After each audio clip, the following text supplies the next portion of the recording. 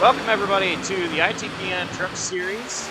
A little late, but we're here. I am Josh Copperl. I'm joined by Adam. How you doing, Adam?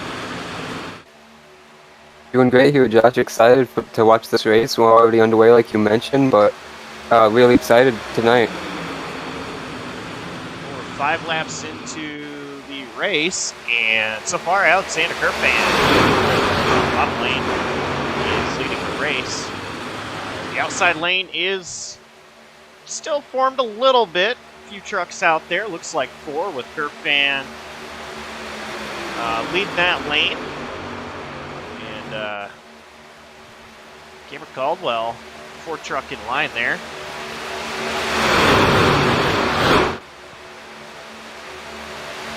Alonzo Chicano won the pole where he led the opening lap and then gave way for Alexander Kerfan to take the lead.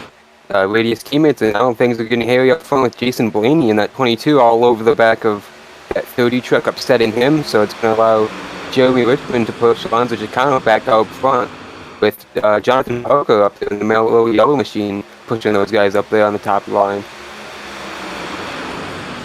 Chicano seems to race lead. The outside lane pretty much goes away. And here comes the 81 of Jonathan Parker with help from Jeff Carson.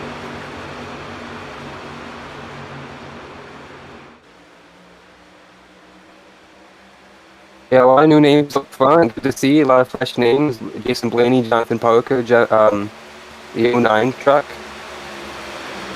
Jeff Carlson, like you just mentioned, pushing the 1 truck to the lead on the outside lane, going for the lead himself.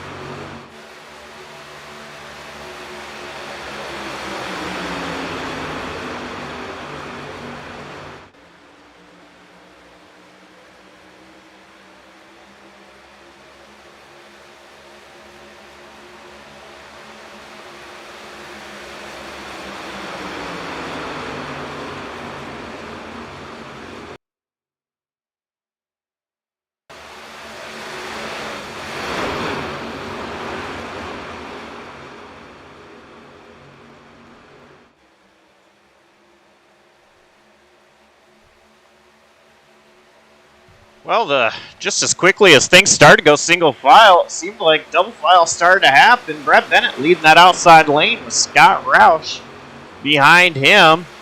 And now the outside lane starting to die down once again. So just a couple of trucks up there, and they're not even together now as Roush is fading back from that 47 of Brett Bennett. Jonathan Parker, race leader, with Jeff Carson P2. And Zachary Green, P3. A lot of newcomers running up front right now.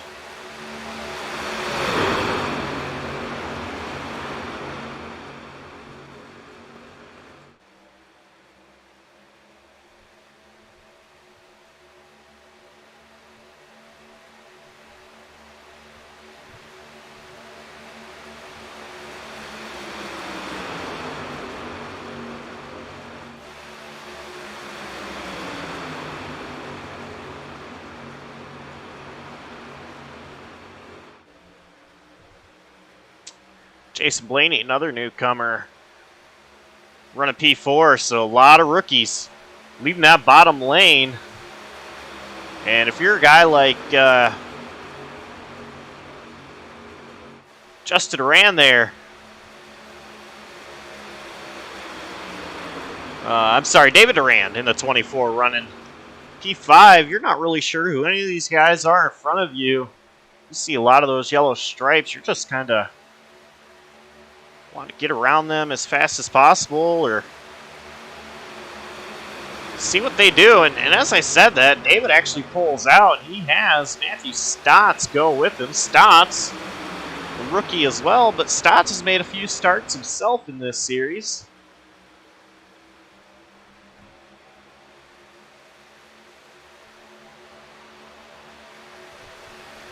Brett Bennett, Dakota Knoll on the outside with Stotts and David Durand.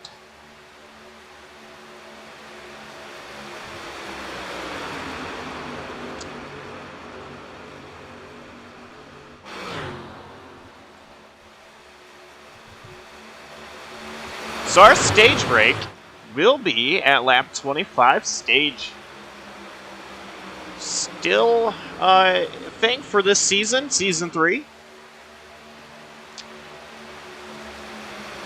As well as Shoes Cone returns as well. The difference with the stage from last season to this season is last year it was the top 6, or last season rather, it was the top 6 that earned stage points. This season it will be the top 8 that earned stage points. As you see there, the outside lane, David Durand with help from Matthew Stotts. They're gonna clear. Oh, we have a wreck! The 09 around, I believe a bunch of others. Scott Roush involved. It appears a lot of other guys involved there. We'll take a look back, see what happened.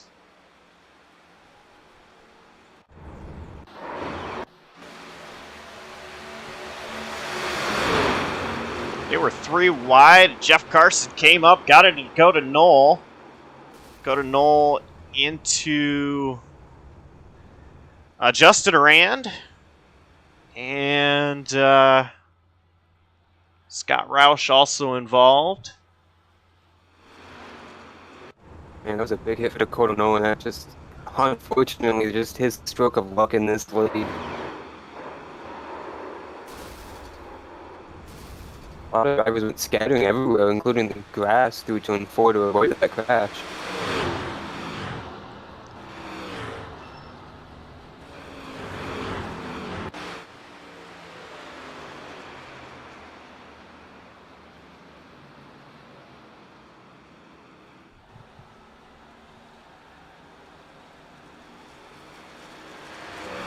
They were catching up to Shane O'Neill as well. I believe they did get around him. Shane O'Neill going to be the free pass position.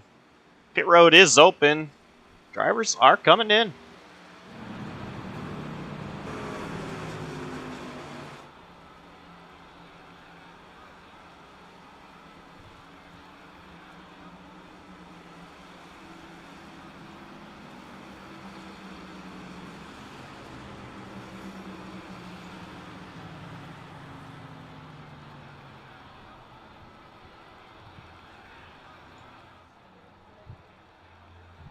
Looks like Jonathan Parker stays out, as well as Brett Bennett, Zachary Green, Dawson Allen, Michael Krueger, top 5. All deciding to stay out here.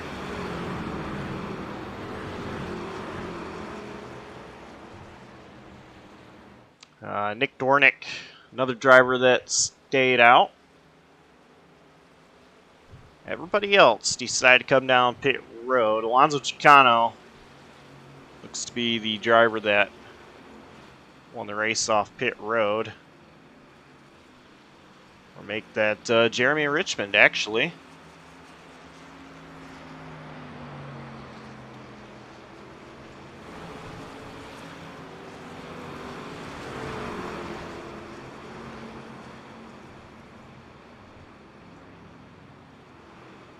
We'll go ahead and show you on our JCTV nonstop choose cone rule here.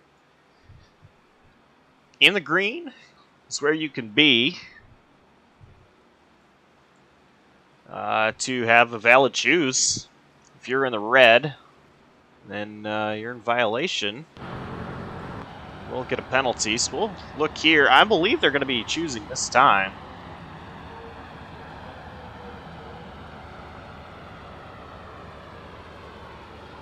It does appear drivers are fanning out.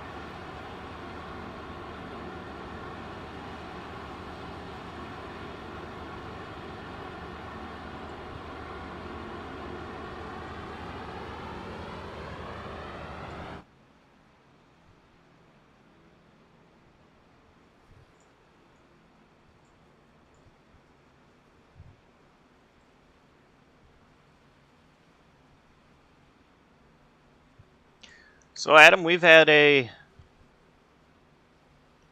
pretty short off season. Of course, finished up at Kansas, where Alonzo Chicano took home the checkered flag and the championship. We're already right back here at Daytona, so we have half a lap until we go back green. And it looks like a 10-lap shootout to the stage break. Well, what are your thoughts for this season? A lot of new rookies brought into this league.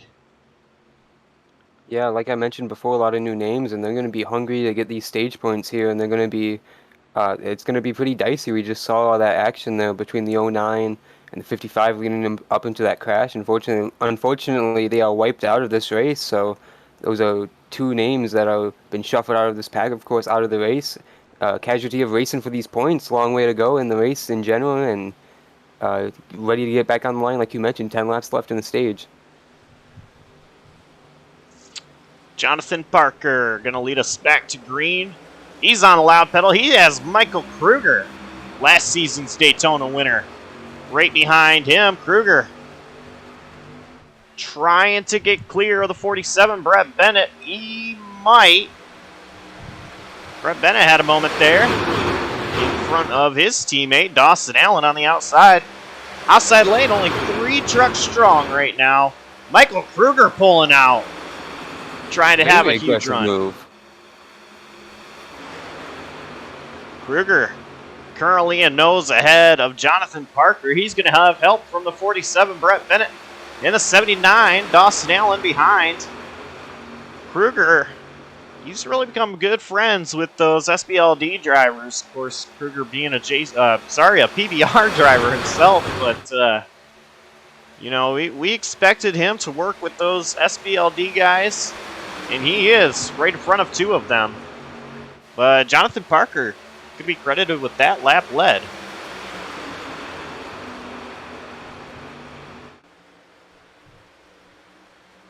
Yeah, Nick Dornick is playing that strategy tonight. Friends are where you find them. He's found that 81 truck up front. He's going to stay hooked up to that 81, pushed him through the triover to get that lap lead. But like you mentioned, it's the SBOD guys up top with Mikey Krueger leading that lane into that PBR machine, going to lead that field into turn 3, this time over Brett Bennett. And Kayla McCurry, a PBR driver, just behind Dawson Allen as well. So, pretty much 4 guys that are kind of working together, running on the outside lane.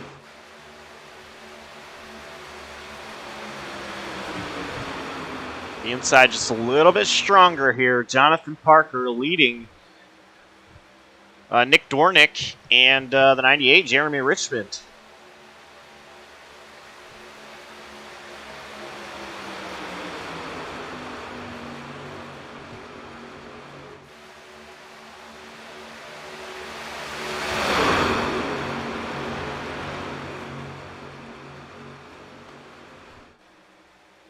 A lot more trucks in that bottom lane, Josh. It seems like they're going to have a lot more momentum swinging this way here coming these last couple laps of the stage. And momentum is everything here at Daytona because it is such a heavy draft track that if you don't have the draft, you're going to fall back. We currently have about 4 trucks not in the draft. And they're falling back quick. Yeah, Dalton Kelly is going to be fine probably the last couple laps here in the stage, but along with the other ones, Aaron Siciliano back there also, they're going to be pretty much fine, but if Dalton Kelly slows down a ton, he's going to be in way danger of being caught by that lead pack.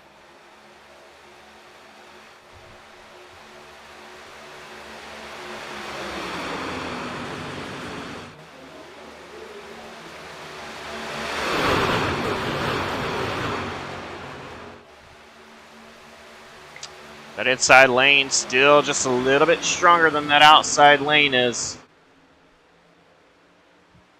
But now it appears 5 trucks hooked up on the bottom, 5 trucks hooked up on the top. A little bit of a gap, and then See that Napa machine? That's going to be David Durand. But Matthew Stott's giving a huge push to that 44 of Andrew Elias. Now Zach Probst moving to the bottom lane. Look here, Jeremy Richmond going to look. He's going to get in front of Michael Krueger.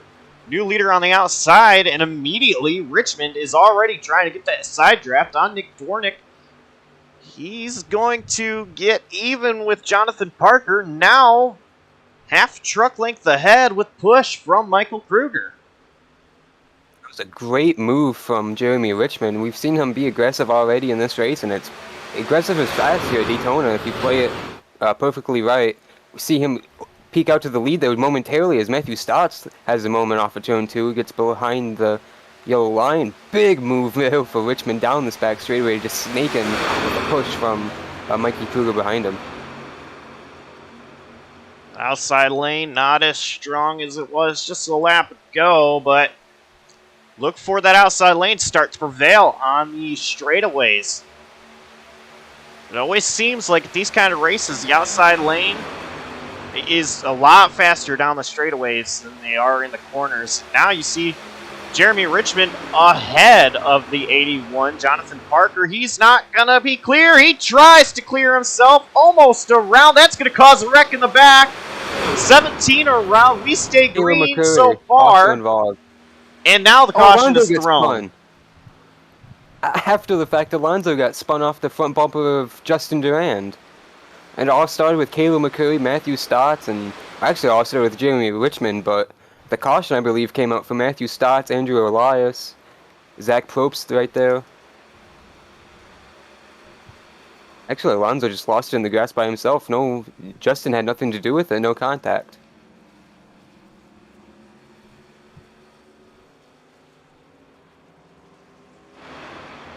It's so far. Michael Krueger is the race leader, and I'm not sure. We might have a one-lap shootout to the stage here.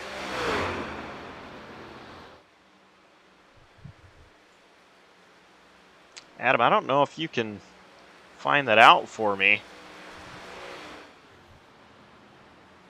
but it's going to be close if they can get it back going green before the end of the stage, which of course is at the conclusion of lap 25. We are on lap 23. 22 laps complete in the InThePitsNews 250 here at Daytona International Speedway. Season kicks off here.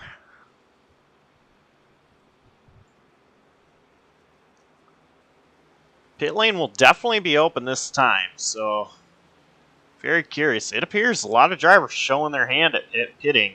And I would expect that if this is not the stage, they would have stayed out.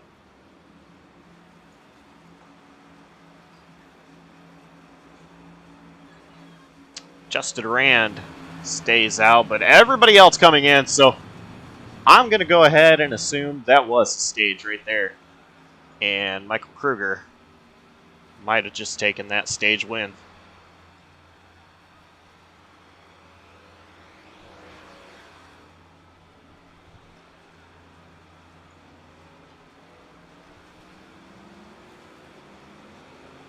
Oh, a little bit of issues on pit road. It looks like Dalton Kelly trying to get in his box. Almost got into the side of some truck. Couldn't tell who that was. And then Dalton Kelly slides through his box, has to reverse. Currently your race leader is Justin Durand. Well, Josh, I can confirm that Michael Krueger is our stage winner, so I believe we can try and get an interview in with him in a moment.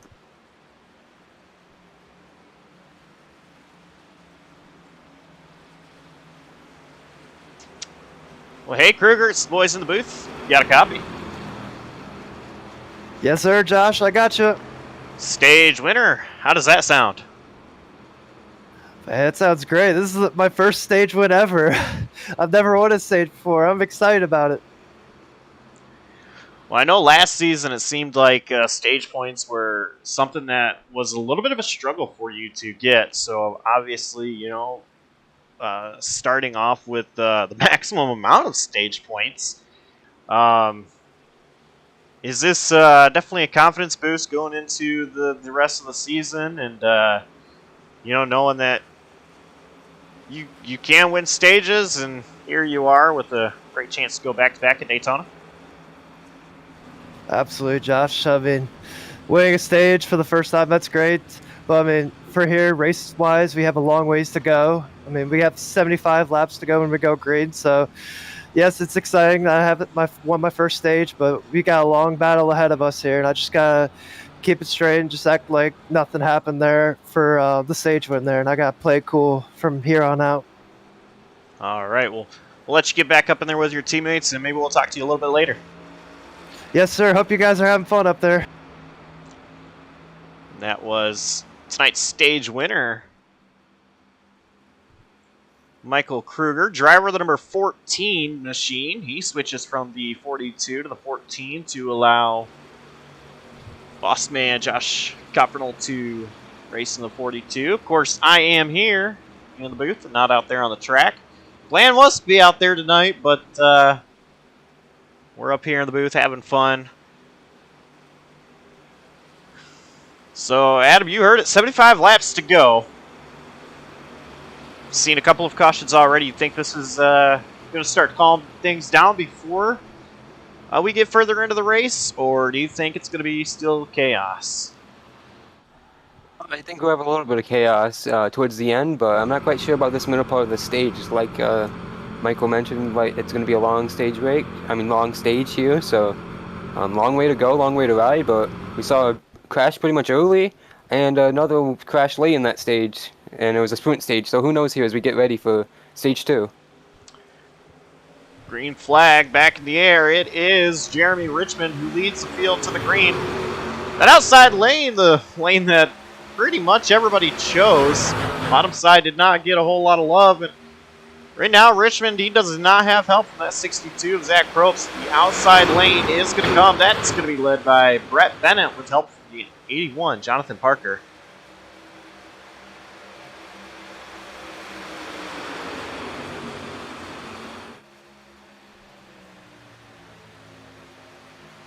Brett Bennett going to move to the bottom lane, block Jeremy Richmond. Jonathan Parker already going to be side by side. Well, at least going into the corner. Brett Bennett with the run through the corner.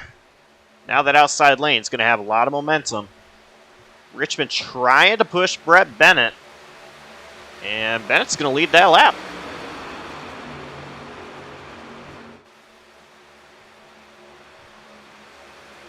Of course, it's Daytona, so it's going to be a track the SBOD guys look forward to.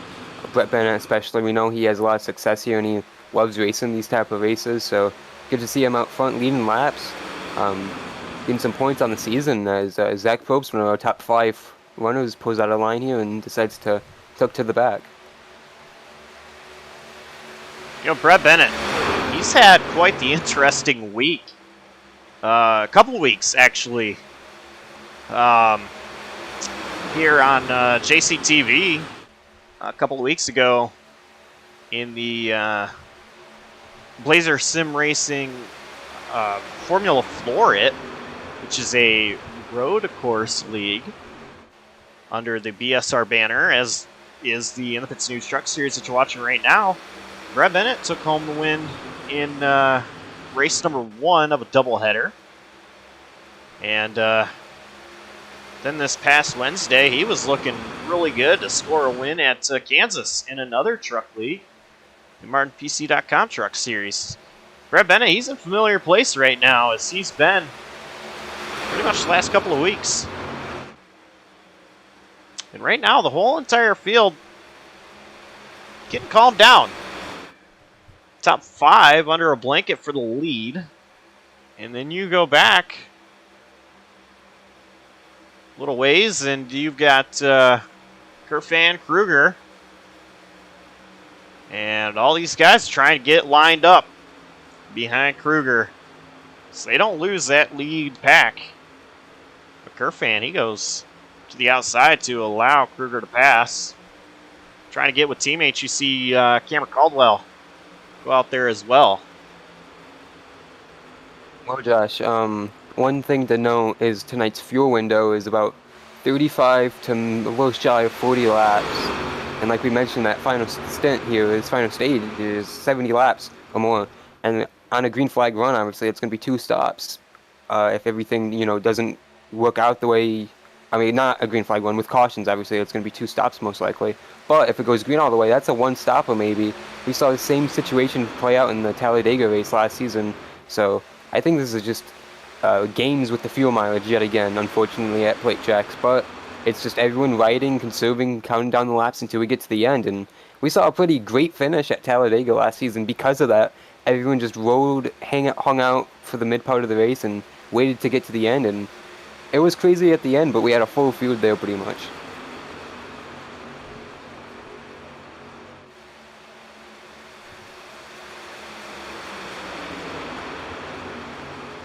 At number 19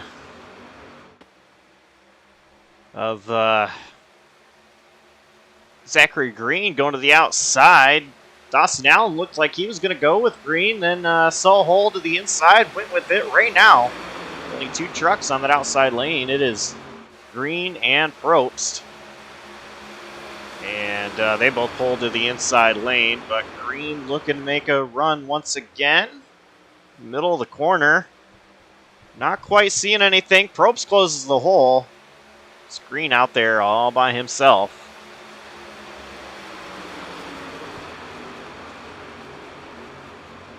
A couple of things to note. That third place truck, Andrew Elias, a lot of front end damage on his number 44 machine.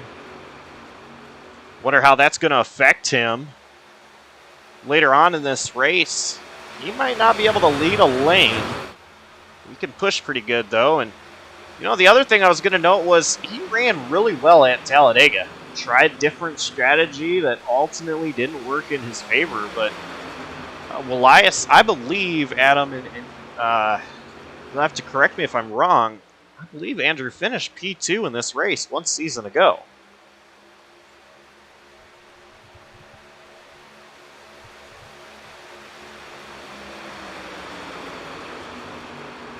At 19, though, he's continuing to try to run the outside lane, just not able to. Still P5, but Michael Krueger is closing in and could close that hole very soon if he tries to go out there once again. Back up to a third place runner. Like you mentioned, he did finish in the runner-up position in this race last season, Andrew Elias. He led a lot of laps at Talladega. He got the short end of the stick with the fuel situation I mentioned beforehand. So he led a ton of laps, but he was just a victim of circumstance, pretty much in that race. But he's hanging out here in the top 5 again, just riding, trying to get in a good spot. Like you mentioned, he won't be able to lead the line most likely unless they fix that truck. So he's just gonna cruise a little bit right now. Lap 32, long way to go here tonight. And Andrew Elias up 20 positions from where he started. He started 23rd position. Andrew not known for qualifying. So he's come a long ways. Tonight's biggest mover so far, but Zach Probst running P4. Came from 21st position. The number 19, Zachary Green, once again trying the outside lane. And in case you were wondering, that was Matthew Stotts that they just put another lap down. Make Matthew Stotts now 8 laps down. Good to see him get back out there, though. I believe he's the first one of our damaged trucks that were involved in incidents to return back to the racing surface. Rookie of the Year contender, so every point matters to him. A lot of rookies up here in this battle, including Zachary Green and Jonathan Parker, who are side by side for P2 right now behind Brett Bennett.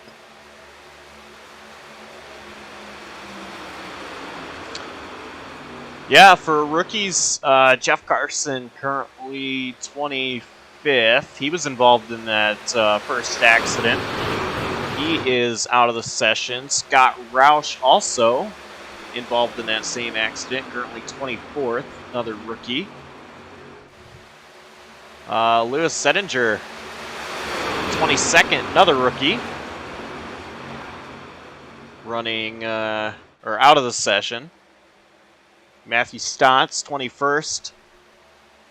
Just trying to make some laps, like you said. Every point matters.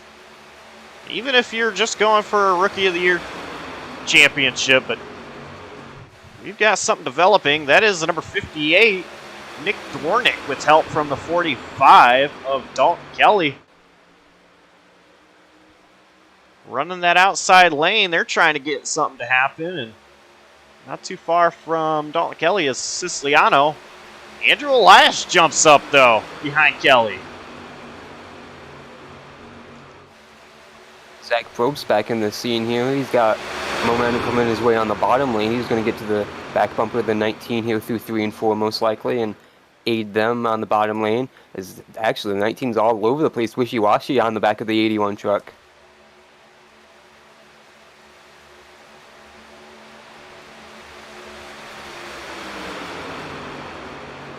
Nick Dwornik just barely edged Brett Bennett for that lap lead.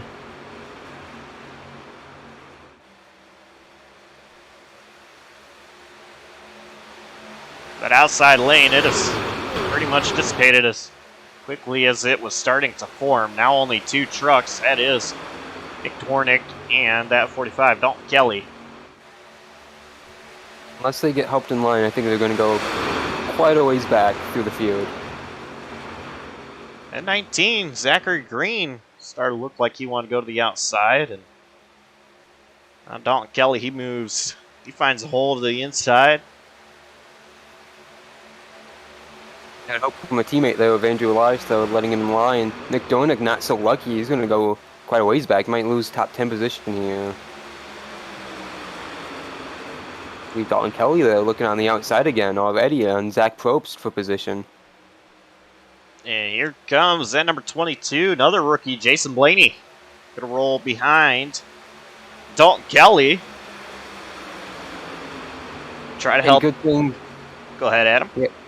Yeah, good thing Blaney did, because Elias did not let his teammate in this time, and Kelly would have been left out to dry if it wasn't for that 22 truck. But here comes now poking out to the outside lane, Zachary Green, with Dalton Kelly pushing him through turns 3 and 4. They're going to get on the outside of Jonathan Parker, but that lane is very disorganized with the 19 truck leading. I don't think he can hold a straight line out front, Josh. No offense to him, but he's been kind of all over the lane, you know.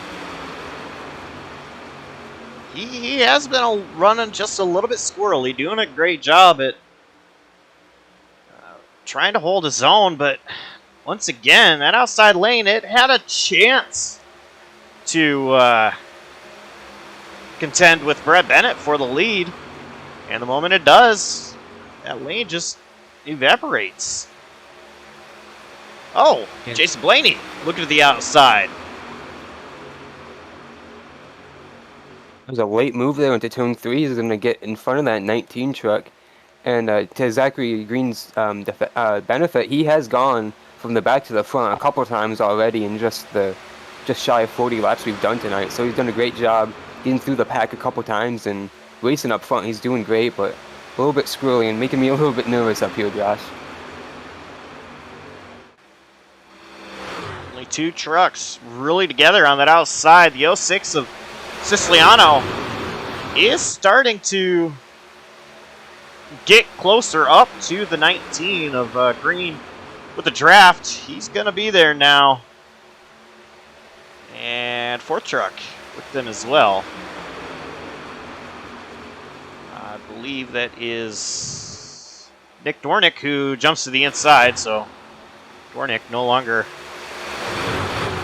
coming to help Siciliano, Green, and Blaney.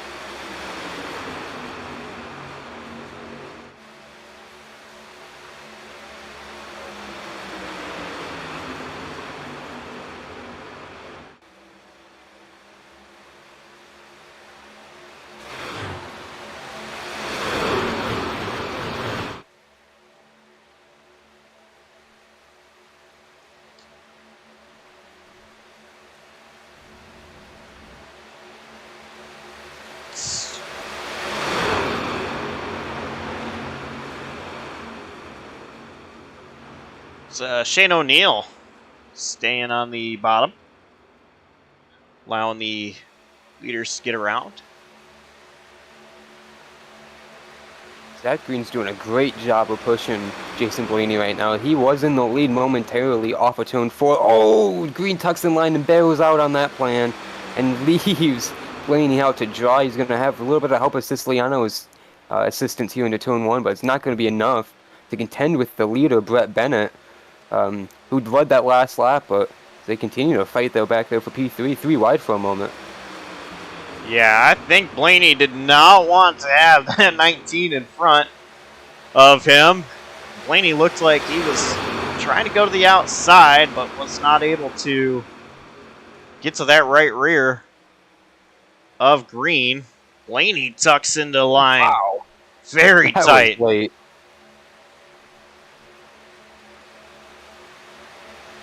Brett Bennett, still your race leader. We're going to go turn it up.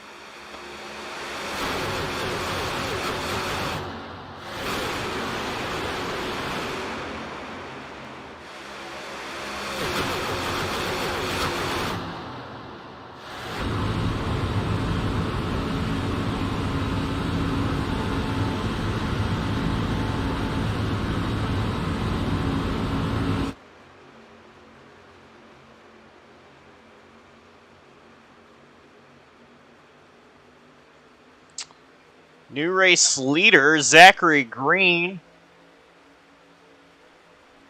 Jason Blaney was able to get out front for a moment before Green took over the lead.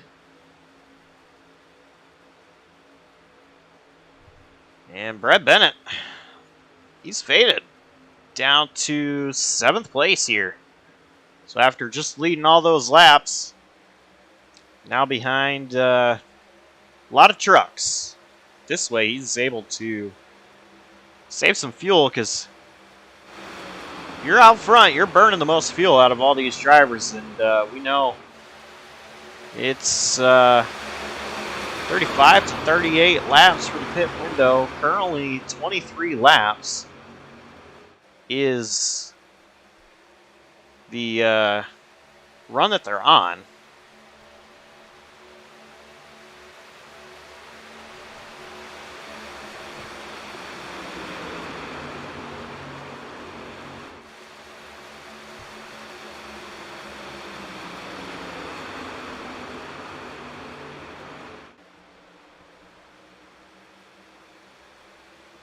Take a look here as you'll see their lap since pit.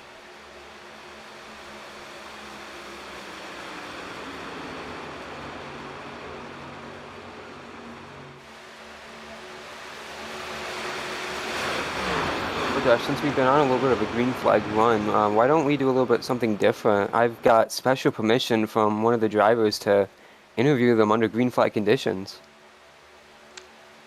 Be interesting. Let's go ahead and bring him in.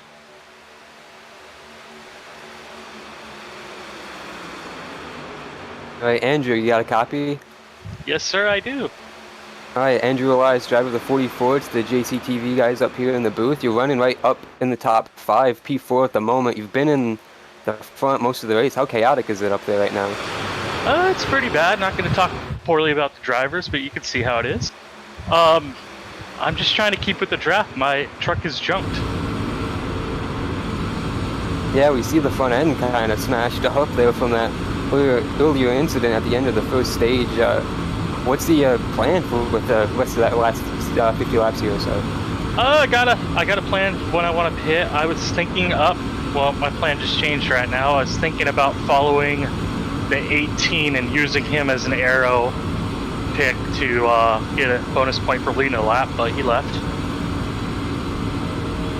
Yeah, we just saw him peel off using the faces on board. That's unfortunate there, but hopefully this works out for you. Is there anything else you'd like to say here as we get about halfway in this race? No, pretty good, man. There goes one guy. There he goes. Saw that coming a mile away, boys. And that was race leader Zachary Green, by the way. All right, well, imagine that. well, we'll let you get back up into it. P4, Andrew Elias. Thanks for talking to us on that just made my day better, boys. Andrew Elias running fourth right now. Dawson Allen assumed the lead for a moment, but that 81, Parker and Blaney, they are going to go around Andrew Elias, making his way up there at P3. Yeah, he's going to be on the eye for P2 here off the corner with Blaney having no help behind him here. And Andrew's got a teammate behind him of Dawson Allen.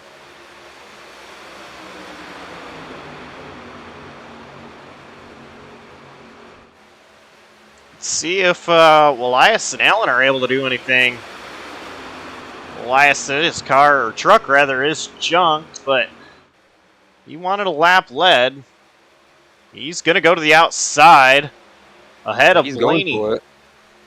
Tried using that slingshot off of Jonathan Parker off turn 4. Couldn't make it work. It's back in line through the trioval.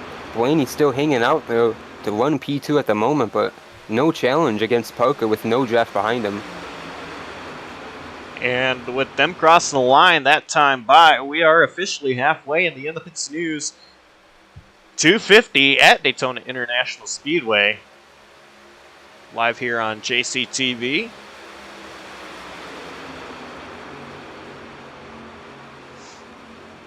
Back to Zachary Green's spin. He has lost a lap because of that, since that spin on the back straightaway a couple laps ago when we were talking to Andrew. He's still on pit road there.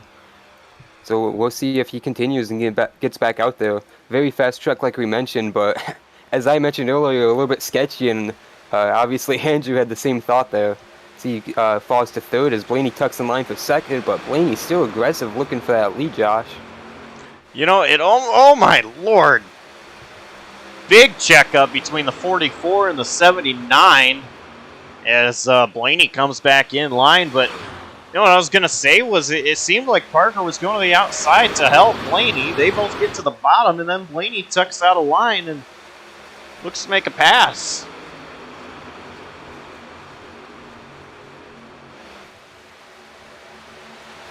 Here goes Andrew Elias with help from that 79, Dawson Allen. They're going to go to the outside, try to make something work. Brett Bennett getting back into the picture. Bennett teammates with both of these guys. Let's see if he goes to the outside with them. So far, Bennett staying. Well, there he goes to the outside. And who else is coming into the picture? Number 45, Dalton Kelly, another teammate. And that almost worked out perfectly for them to get Andrew to lead that lap. The time. Oh, Andrew Elias around Dawson Allen around Brett Bennett around. They're going to get into Nick Twarnick. Michael Krueger, as well as that was a grid truck. I'm not sure who else. It was a Vortex Radius guy. And that's unfortunately the danger of playing these games trying to get bonus points. SBOD was all right there lined up trying to get Andrew to lead a lap to get a bonus point, something notable for him, and it just all went wrong there. They all checked up with Dawson right on his back bumper, and he just spun. And as we see Alonzo Chicano, the left side of his truck looks clean, but he was in the grass involved, as we see there.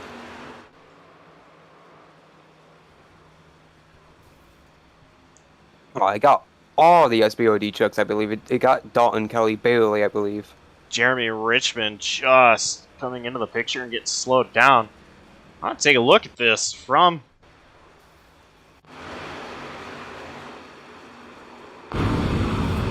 Chicano's perspective. Downshifting, doing a great job. Chicano got through it. Man, wow. We saw Brett Bennett get launched off of the right side door of Mikey Krueger and barely avoided that.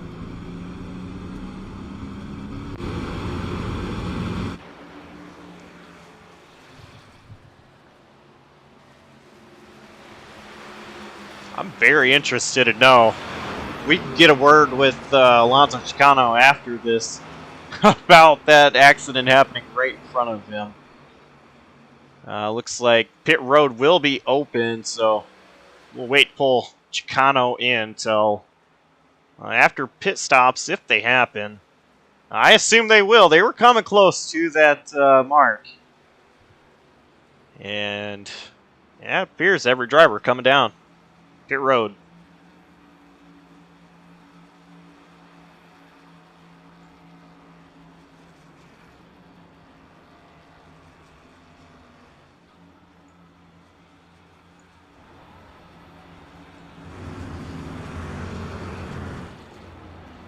Busy pit stops here. Well, obviously, we can't make it from the end on a 35 lap pit window, but it is going to be close if someone decides to hang at the back of the pack and save, get a lot of cautions.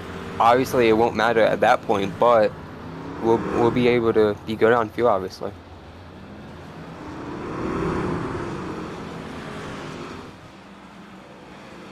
Let's go ahead and bring in for 25 Alonzo Chicano.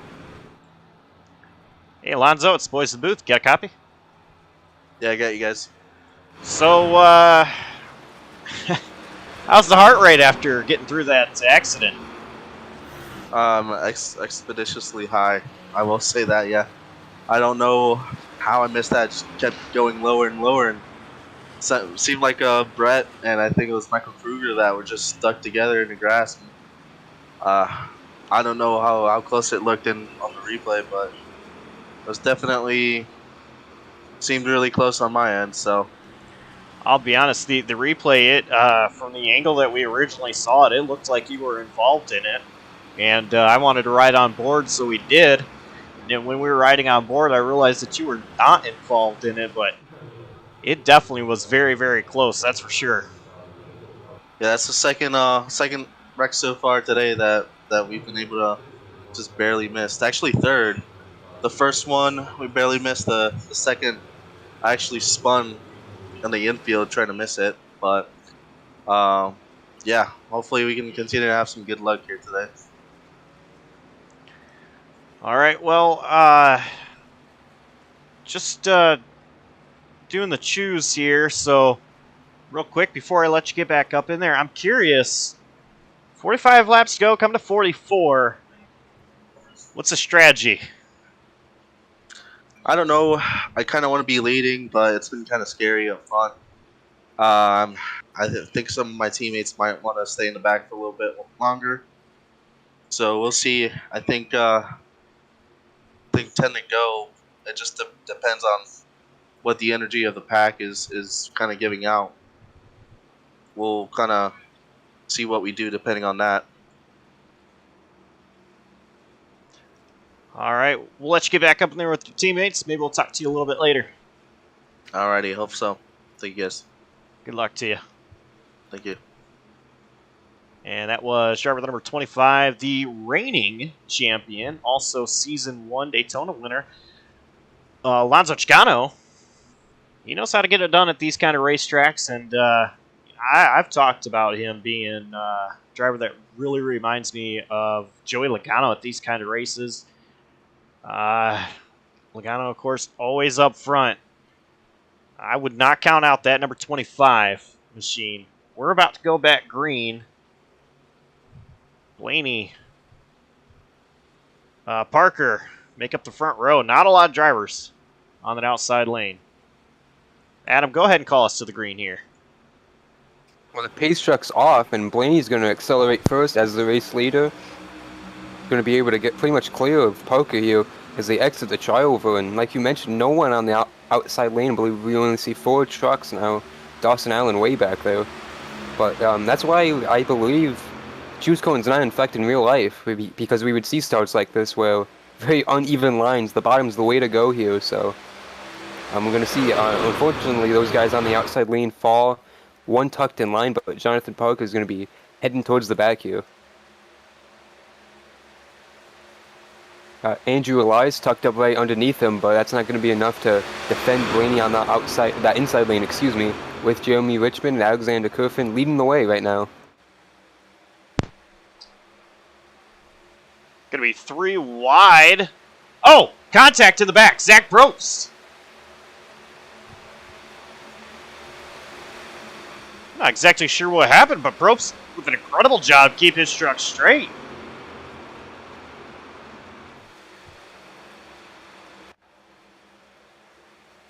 Oh, he got into Nick Dornick. Nick Dornick, yeah. Great saves all around there. And Dalton Kelly.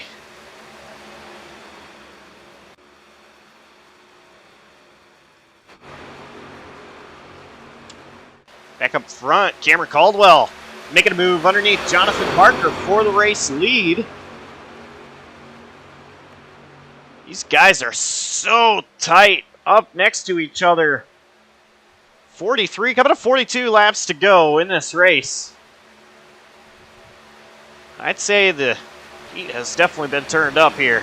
It's Cameron Caldwell will lead his first lap of the season.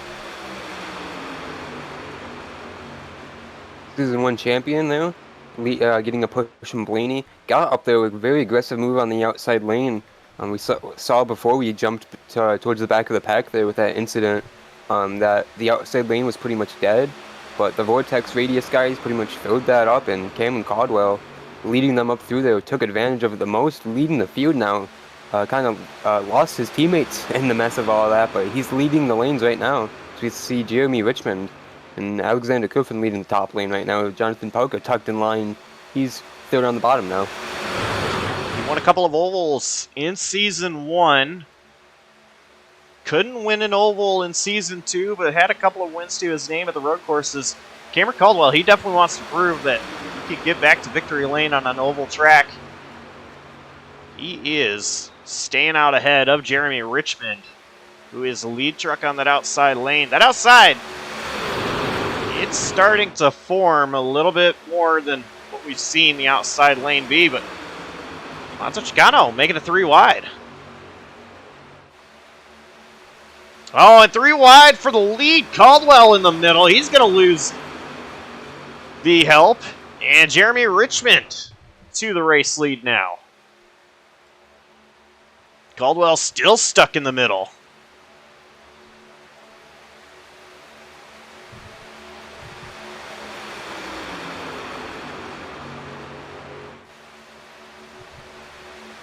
Finally finding his way down into the bottom lane, but maybe a close call for that 18. Gabe Cazzola, 3 laps down, still running up here with these guys. Despite being 3 laps down, he had to back off quite a bit when Caldwell came down.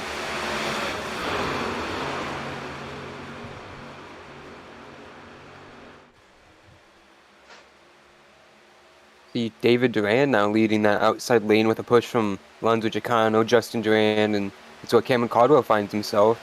As Kerfin's going to slide up in front of him actually there on the outside lane.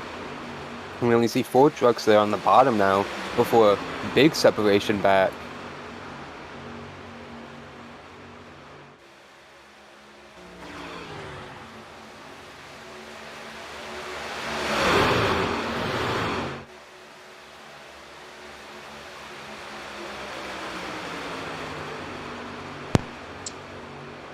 Side by side. David Durand taking over the race lead. Oh! Jeremy Richmond with a moment there in front of Jason Blaney. That inside lane's going to stack up. Here comes Alonzo Chicano, not wanting any of his teammate jumping in front of him. Those Radius Vortex guys, they're all lined up on the top row except that 25, Alonzo Chicano, who now is in control of the bottom lane and the race. Then we got the Durands leading the way up top. Justin pushing David in that 24. Number change for Justin Durand. He's in the 5 machine this season, looking to rebound after a pretty solid playoff, but did not come home with a victory. He's looking to do that this season, of course, and what better way to start off the season with a victory. But he's pushing his brother, who's had a tumultuous couple of opening seasons with a bunch of crashes, bunch of chaos, to the race lead, and they're going to be side by side into turn 3.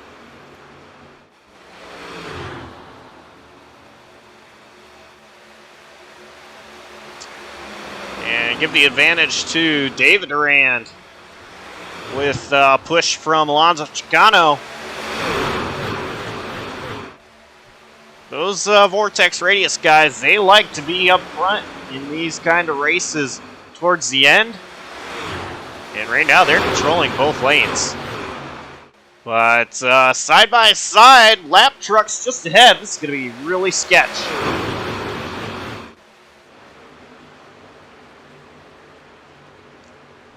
No harm, no foul. One goes all the way to the wall. I believe that was Dawson Allen. And one went all the way to the apron. That was the 19 of Jonathan Green. Currently Justin Durand out front, just ahead of his brother David Durand. Alexander Kerfan leading that outside lane with Cameron Caldwell behind him.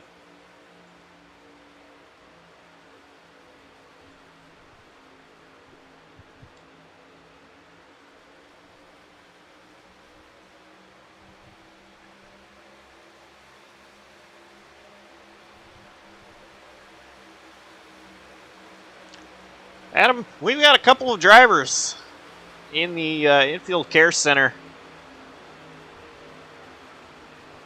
Let's go ahead and actually bring them both in. They are teammates, both for PBR. And I believe you have a copy with both of them. Yes. Yeah, hey Michael Scott, you got a copy? Yeah, I do. Yes, Adam. Yeah, unfortunately, both of you guys end up in the infield care center tonight. Crashes in the first half of this race at Daytona. Michael obviously disappointed as the reigning winner of this race, and Scott, a new team looking for obviously a great season here and start off on the wrong foot. What happened in both of you guys' incidents to lead up to that, and obviously the emotions right now? I'll let Michael go first.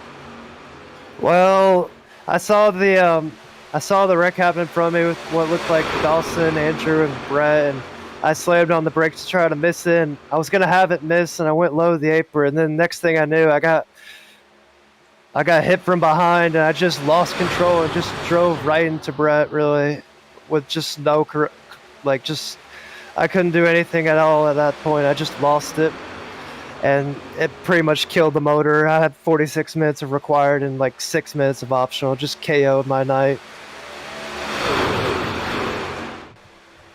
I was just riding around pretty much most of the way, trying to bide my time and save fuel there for pit stops, and then the wreck happened. I felt like I was going to miss it. I just got hit from behind, just nothing I could do. Just, hey, for all the guys at PPR, we had a great truck. We won that stage, and then we got caught up in just that misfortunate incident there with just nothing really to do there. And, yeah, just tough ends the night. We'll just look forward to Kentucky next week, I think. The night 19. That's what happened. He wasn't able to hold a line and just kind of hit the apron, hit and forced the Toyota to slide up, and I just had nowhere to go. If I went low, I was gonna hit someone. If I went high, I was gonna hit the wall. So Tough break. I'm glad that it seems like my truck's still on pace, but obviously I'm out running for the win. We were fast. I'm kind of disappointed. We could have gotten some stage points, which is something I haven't really done before. But, you know, that's just nature of plate racing. It shouldn't have been up there that early. Shouldn't have been that aggressive, even though I was only at 50%. But it is what it is. Well, you can just hear the dejection in you guys' voice. Thanks, guys, for your time. Unfortunately, it didn't go out the way you guys obviously envisioned. Mikey, at least you got some points out of it, and we will hopefully talk to you guys next week, and it will be at Phoenix next week. You won't be talking to me because that'll mean I wrecked again. Well, thanks for your time, guys, and we'll talk to you next time. Thanks, guys. Thank you.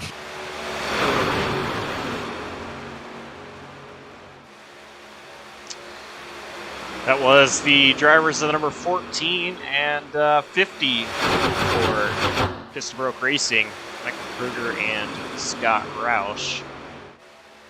They're both back out on the track, but several laps down for both of them. Meanwhile, it's pretty much been the same up front that it has been for several laps now. Kerfan leading the outside lane with Cameron Caldwell behind him, and Justin Durand, last season's Rookie of the Year, being pushed by brother David Durand. 30 laps to go here in the InThePitsNews 250. Very curious to know when these guys are going to pit. The window is open. They last were down 17 laps to go. I would think, Adam, do you think they run it dry? Or do you think they come early?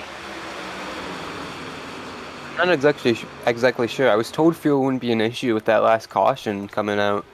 So I'm not quite sure what that entails, meaning they're going to have to split this stint in half here and pit that way, or like you mentioned, run it out completely and have it be a sprint to the finish with only 4 or 5 laps and just gas and go. Be a very chaotic way to end the race if that is indeed the way. But we have seen it plenty of time here at the plate tracks end up that way. It would be 47 laps that they would have to make it. They would have to make it on a tank if this does stay green and they don't hit. I'm not so sure they'll be able to make it. No, I agree. Absolutely. I think they will have to pit, but it's just, like you mentioned, when they do pit.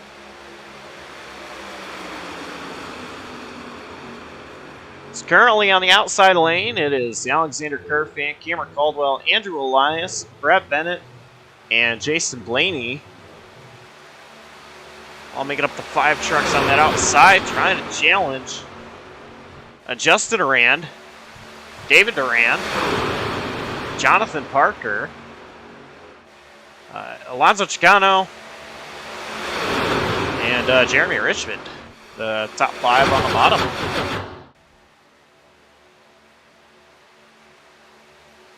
And with the attrition we've had in this race, Josh, only 15 trucks left on the lead lap, and only 13 of them remain in this pack. Zachary Probst and Nick Dornick have, a little bit of an incident there going to turn 3. Looks like we managed to keep the truck straight. I believe that was Nick Dornick. No, he is gone with the pack. Aaron Siciliano maybe, and Brett Bennett. I believe it would have been Aaron Siciliano. But as I was saying, Dornick and Bennett, not Bennett, excuse me, Probst, get all mixed up. Dornick and Probst have lost the pack completely, and they are probably going to get lapped here in another 10 laps or so. Yeah, here they are running. They have Scott Roush behind and Shane O'Neill. Roush 42 laps down, O'Neill 6 laps down. And they are going to be at the start-finish line there. as opposed to race leader Justin Rand coming out of turn 4 right now.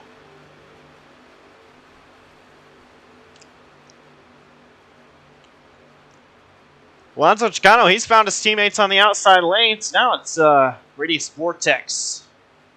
Top 3 on that outside lane. Whereas the Duran brothers still on the bottom, but that outside lane, a huge momentum gain here. See if they stay up there until Alonzo Chicano can clear.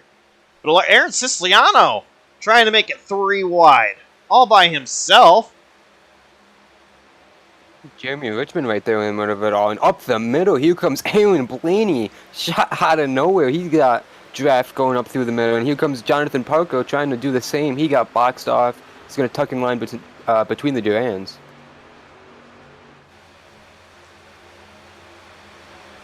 Blaney's all the way up to second, door-to-door with Cameron Caldwell. Oh! Speaking of door-to-door, they make contact. Blaney in the wall. You see the pack scattering after that. Looks like everyone's able to continue, but Blaney going to fall all the way back to the tail of this field, and everyone just went everywhere there into turn 1. Looks like everything's calm. Caldwell is still in P2 for the moment. So it is all single file. Well, the moment I say that, Jonathan Parker all by himself, going all the way to the front, almost trying to get that side draft on Kerfan. Parker might be able to hold on just long enough as the Radius guys, they are coming down pit road.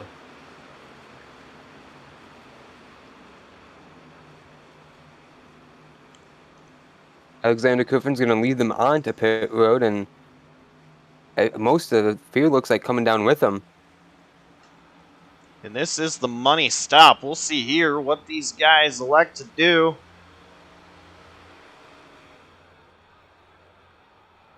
I see, I believe it's just going to be fuel only.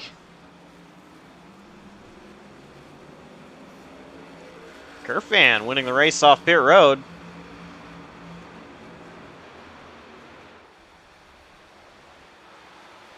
We look at our race leaders here now entering pit road. Andrew Elias.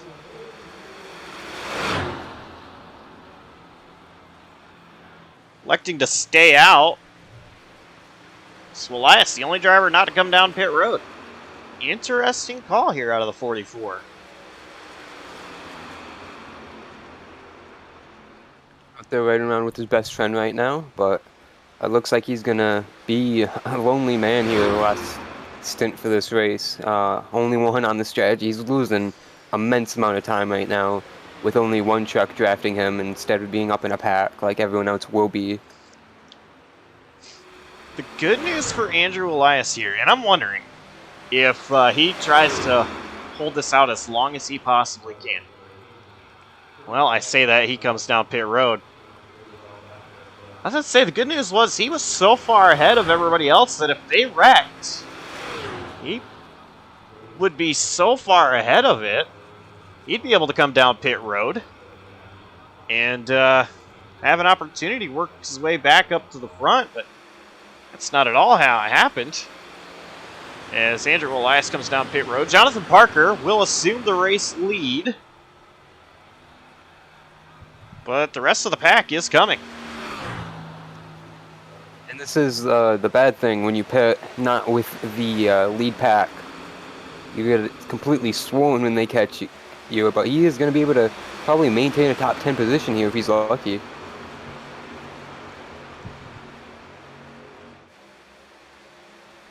And he's actually going to be able to stay right up in the top 5, and thanks to Scott Roush, quite a few laps down, like we mentioned, he is benefiting him just a little bit. They're racing these guys, so a little bit of a mess right here up front for the time being, but Parker right up in the thick of it again, P4.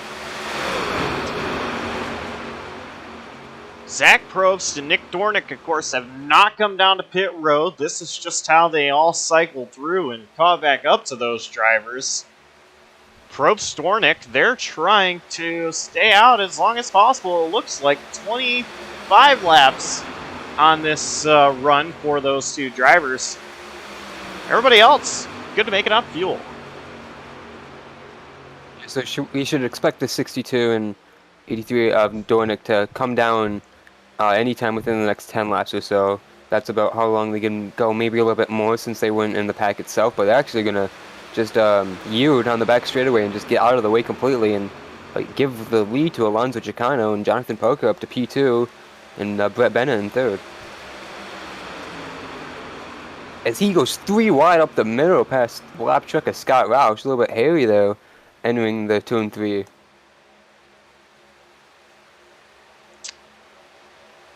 So, with 20 laps to go at the line here, Alonzo Chicano, race leader, just ahead. Jonathan Parker, Jeremy Richmond, Brett Bennett, and Alexander Kerfan, but Kerfan behind the number 50 of Scott Roush.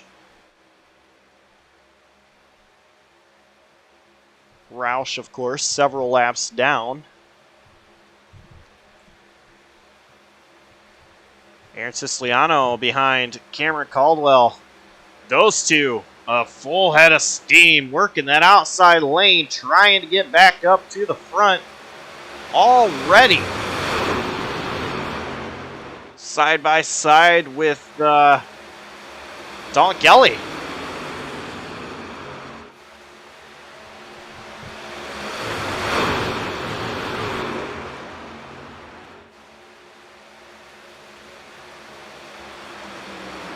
Up to P4 for Cameron Caldwell. Aaron Siciliano with the big push. And now Gabe Cazzola joins the outside lane. I say that. And Jonathan Parker goes to the outside lane ahead of Caldwell. Parker, new race leader.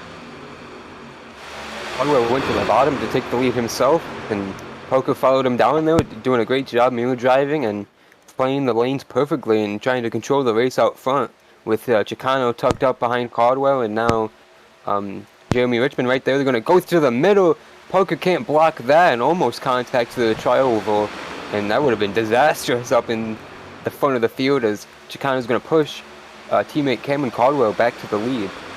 I think Aaron Siciliano just caught the wall a little bit there. Maybe a little bit of help from Brett Bennett as all that was going on for the race lead.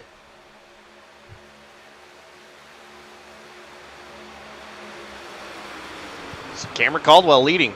18 laps to go here in the InThePitsNews 250 at Daytona International Speedway.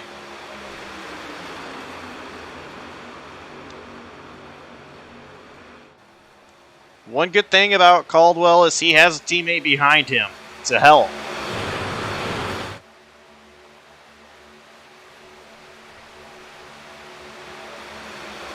This season, Alonzo Chicano is back on the main Radius team. Obviously not much of a difference between Radius and Vortex last season. The affiliate team just kind of did it for team points differences, but Chicano back on the main team, and he is excited. He signed a pretty big deal with the team to continue in this league, and he is excited to get more trophies. And like you mentioned earlier, such a good super speedway racer, and this is exactly what he wanted, to be in the hunt in the last couple laps. We still got a little bit of ways to go until we get there, but he is very eager to get to the last couple laps, Josh, and hunt for this win. And talking about him signing with the team, the one thing that the InThePitsNews Truck Series introduced is driver contracts. You could sign driver to a max of 4 seasons or 3 with an option, whether it be a team or a driver option. And it just kind of makes things, more fun for the off season. Alonzo Chicano, of course, going back to Radius Racing, stepping away from Vortex. So 2 Radius Racing teammates 1-2 right now, and a team championship looking really good for Radius as things stand right now.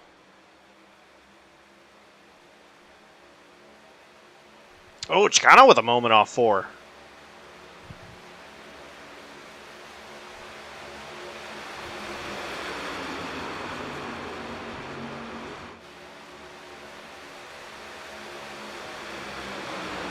Siciliano again trying the outside lane, the only one out there at the time right now, but he is trying to work that groove, get some people out there, and he has been offering it, and no one's taking it right now. Siciliano goes to the outside. No help anymore. Had a little bit of help from the 18, Gabe Cazzola. Of course, Cazzola 3 laps down. Cazzola going back to the inside lane.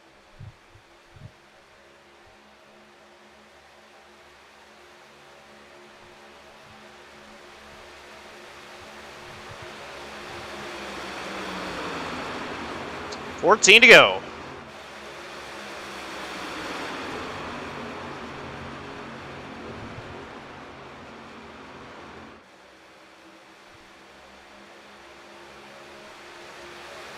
This race has only seen 3 cautions tonight. And a couple of early ones. Outside lane, it's starting to form now. These guys know there's not that many laps to go. It's time to really turn the heat up and get going. Zach Probst, Nick Dornick, they make their way to pit road for their scheduled stop.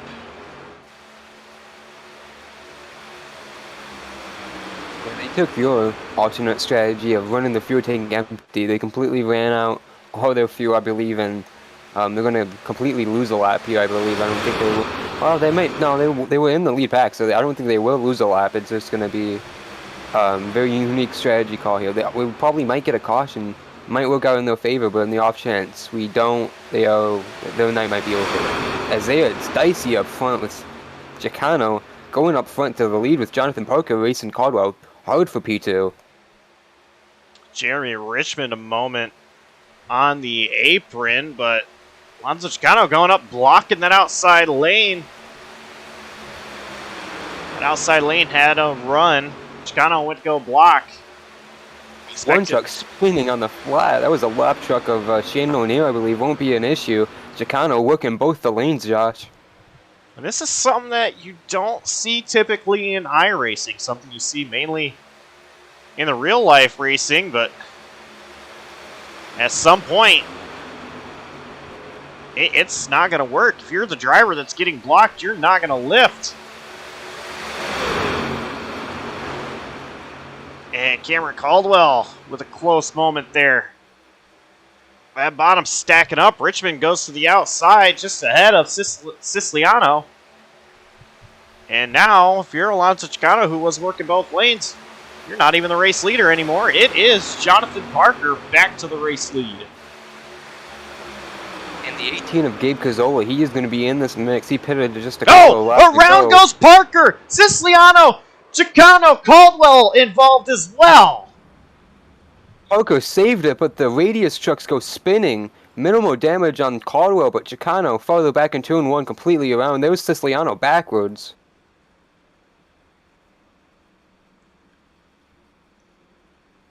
Talking about that strategy by the 58 of Nick Dornick and the 62 of Zach Probst. This puts them right back in it. Absolutely. This is what they were hoping for. Looks like Parker went to block Jeremy Richmond. Richmond did a good job hanging on to his truck as everything unfolded around him. Caldwell's contact looked innocent. He just kind of spun real quick and kept going.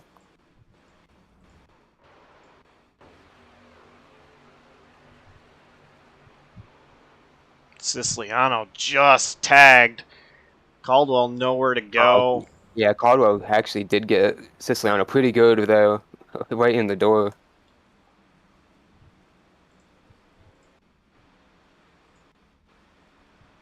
It's Jeremy Richmond. Oh, go ahead, Adam. Wonder how much damage Chicano picked up from that as well. And Brett Bennett was right in the middle of that. He drove through in P2, I believe. He made contact, I thought at first, but he's being scored in second, so pretty good for him to get through all that, though.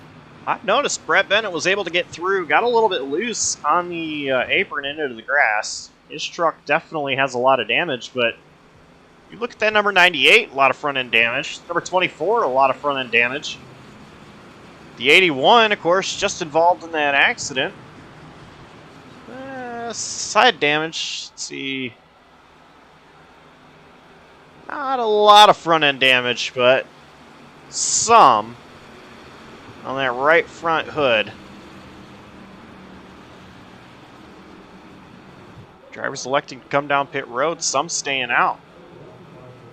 The majority of the field coming down pit road.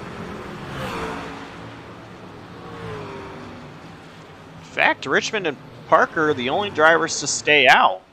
Everybody else coming down to have their trucks polished a little bit after the incident. Maybe get some fresh rubber on the trucks, help the handling a little bit. And maybe add a little bit more fuel just in case we do go into overtime. Alexander Carfan, first one off pit road.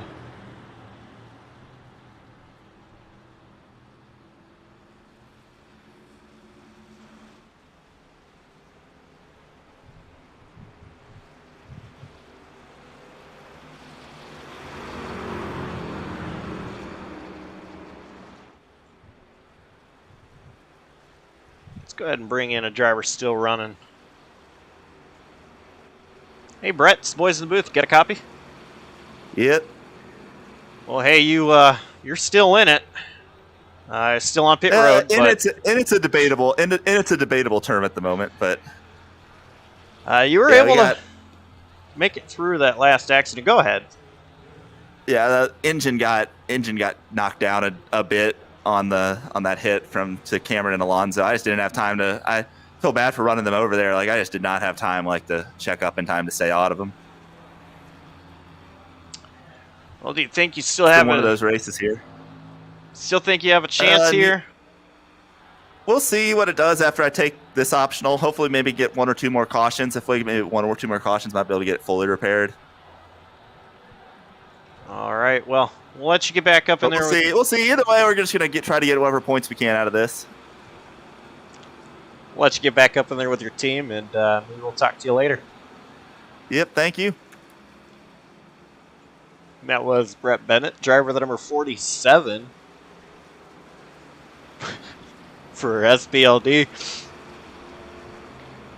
Jeremy Richmond, your race leader, he chooses the inside. Jonathan Parker chooses the outside. And the first truck that came down pit road, Alexander Kerfan, or the first truck off pit road, rather, Alexander Kerfan will choose the inside. Dalton Kelly on the outside, Andrew Elias to the inside, and those two trucks that recently came down pit road, 62 in the 58, I believe. Yeah, Nick Dornick, 58. They're going to be on the inside, just behind, in row 4 and 5, I believe.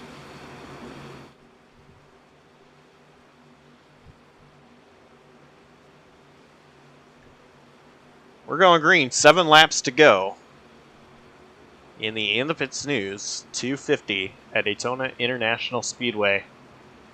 And what a race this has been. Oh, of course, and we got, like you mentioned, 7 laps to decide the winner. Maybe even more if it gets chaotic, as it already has been. It's been super aggressive at the front.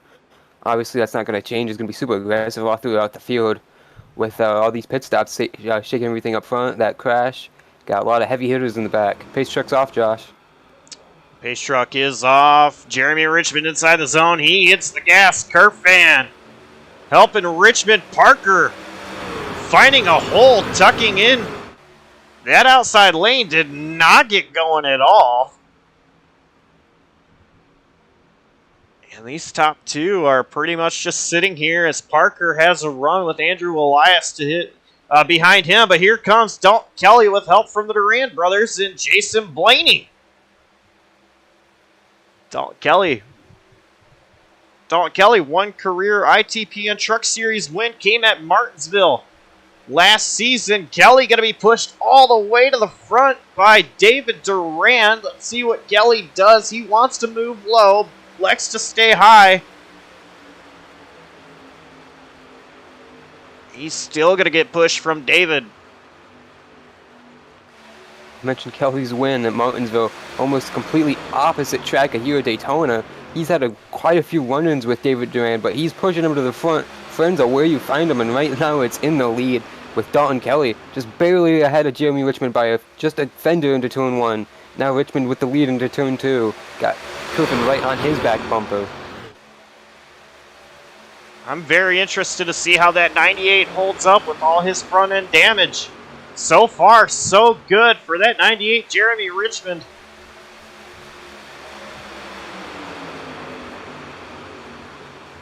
Dalton Kelly goes to the bottom.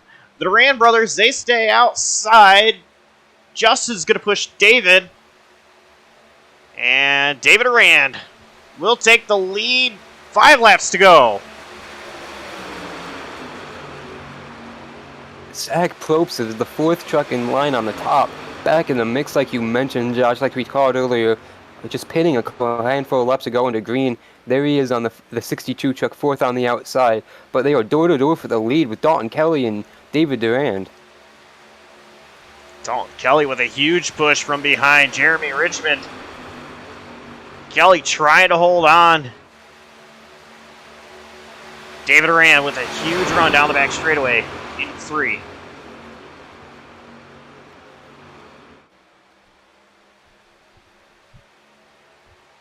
The lines are pretty much even with the amount of trucks in them. David Durand will lead that lap. Jeremy Richmond wasn't connected to Dalton Kelly there. David wanted to pull down. His brother wasn't clear, had to come back up, and now that 45, Dalton Kelly with the momentum gain. And maybe a little bit squirrely there, but Jeremy Richmond pushing Kelly hard. And things got close there off of turn 2. Field compressed together, but as we head into turn 3, we're coming to 3 laps to go, and it's going to be a battle between these 11 trucks left in this lead draft. And if you're Nick Dornick, you might be in the best seat possible. David Durand, another huge run on the front straightaway. Will lead another lap. 3 laps to go here in the InThePitsNews Trucks 250. The Durand brothers still not clear of Dalton Kelly. Dalton Kelly, not a lot of help at the moment. Jeremy Richmond is coming. David Durand goes low to try to get the side draft. Richmond, huge push. Just not able to get quite to Dalton Kelly's back tailgate.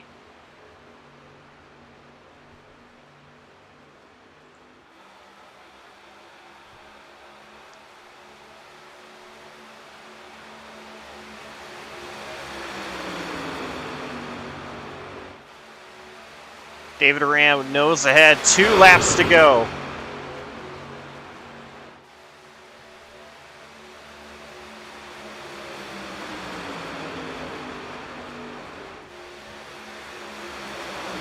Kelly trying to get the side draft off. David Durand going to pull ahead off turn 2. Kelly hoping Richmond just has a huge push from here on out. What are the temperatures like on these trucks? Chase Blaney moving to the outside. They're going to be 3 wide. Yeah, I believe Blaney got shuffled out of the pack there. Zach Probst up to 3rd on the outside lane with Ryan Bogey following him. Here we go. White flag is out. One more time around here at Daytona. Kelly leading the bottom. David Durand leading the top. Here comes Zach Probst trying to make it 3 wide. Not able to. This is going to stack that outside line up. It might be enough for what Kelly needs. These guys are shuffling so hard. The Durand brothers pushing each other super hard. Now a 3rd lane is coming in. Justin and David go to the middle lane to block Alexander Kerfan, but here comes Dalton Kelly once again with help from Jeremy Richmond. They're going to make contact on the back. It is now 4 trucks left trying to make it happen. David Durand ahead. David might have it. It will be David Durand winning at Daytona. Wow, what a finish. I thought it was going to be all Dalton Kelly though through 3 and 4, but that crash erupted behind him and took out pretty much the majority of the pack. And like you mentioned, Josh, just 4 trucks going for the win. Dalton had no help, and it was David Durand with Justin pushing him. It's a Durand special here at the checker. What a win for David Durand. And on the other hand, a win for, I believe, Vortex Racing. I believe David's on Vortex. That'd be a pretty impressive way to do it, though. And everyone here coming back around and taking another lap after that crazy crash. I believe there's going to be a lot of celebrations between these two brothers, though, here on this front straightaway. Justin did an incredible job at pushing David to the win. And they might have almost got separated, almost had an opportunity to wreck each other. But they did an incredible job at keeping it straight. Bring it home 1-2 for the brothers. And there was a lot of trust and a lot of loyalty there in that finish because quite a few times, though, you called it quite a bunch there at the end. David could have went to the bottom, protect the bottom, block Richmond.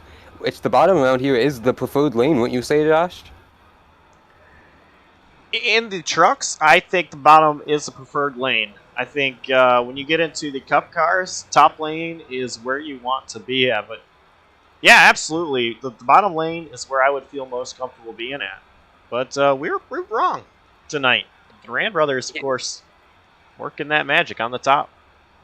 Yeah, and that just shows how much trust they put in each other in these races because there were quite a few times I was questioning David on sticking with Justin. I know they're teammates, obviously, brothers, and they're going to push each other to the win like we saw, but I just thought it would have been so much easier to protect Richmond block Richmond, protect that bottom, and just take it away. But they never split up once there in those last 5 laps, and it was just great teamwork there, and they came home with the win because of it.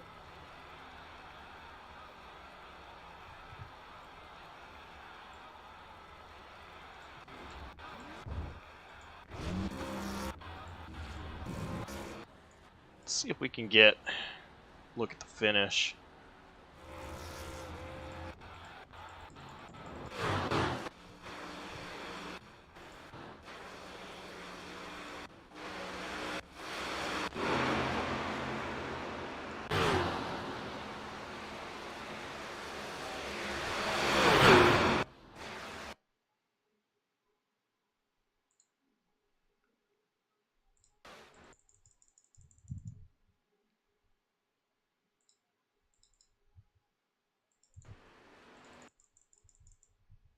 And there it was. Justin Durand just barely edging out Dalton Kelly for second place.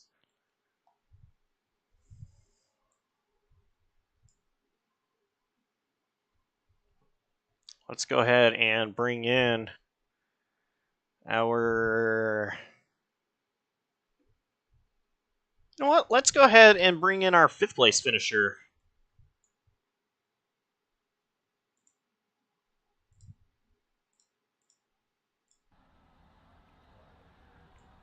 Fifth place finish for Andrew Elias. You got a copy? Yeah, I got you guys.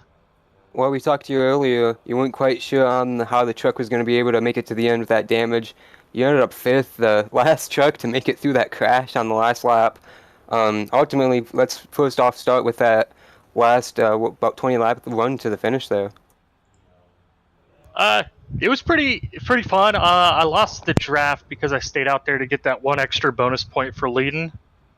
And I was just hoping for a caution, and it happened. And right after you guys talked to me, I actually got a lot more damage on my truck. So It was a lot slower. Yeah, we saw that. It was pretty unfortunate timing and really unfortunately stunk there. But that last lap, what did you see, and how do you navigate that crash to bring home P5? I knew they were. I had a feeling that they were gonna wreck. I hope I didn't.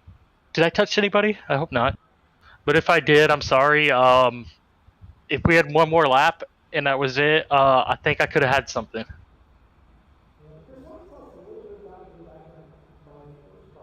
Well, unfortunately, it didn't work out that way, but it is a P5 though, so pretty a great points night in that sense, and a top 5 finish, of course. So who do you have to thank after that performance here tonight? Just a little bit short. I have to thank you, Adam, and Josh Coppertone for taking one for the team and broadcasting instead of racing. Absolutely. Well, thanks, Andrew. Congrats again, and thanks for letting us talk to you during the green flag run, of course. And we'll talk to you next week in Phoenix. Oh, real quick, if I may, can I give a shout out to? I know there are viewers at home of one of my teammates, Mrs. Cammy and Mr. Phil Bennett. Thank you for watching. Thank you for your support.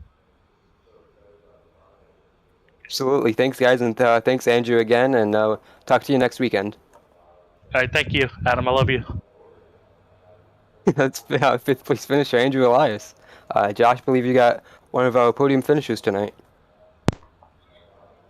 Yeah, I'm here with Dalton Kelly. Dalton, 3rd place run. You had probably the best location there coming to the end of the race, but just was not able to get the push that you wanted from Jeremy Richmond. Walk us through those last few laps. Yeah, as we got closer and closer to the end, it kind of became evident that we just weren't going to have another wreck until at least we got to either 2 or the white. So with David and Justin, they kind of pushed me up out there to the front.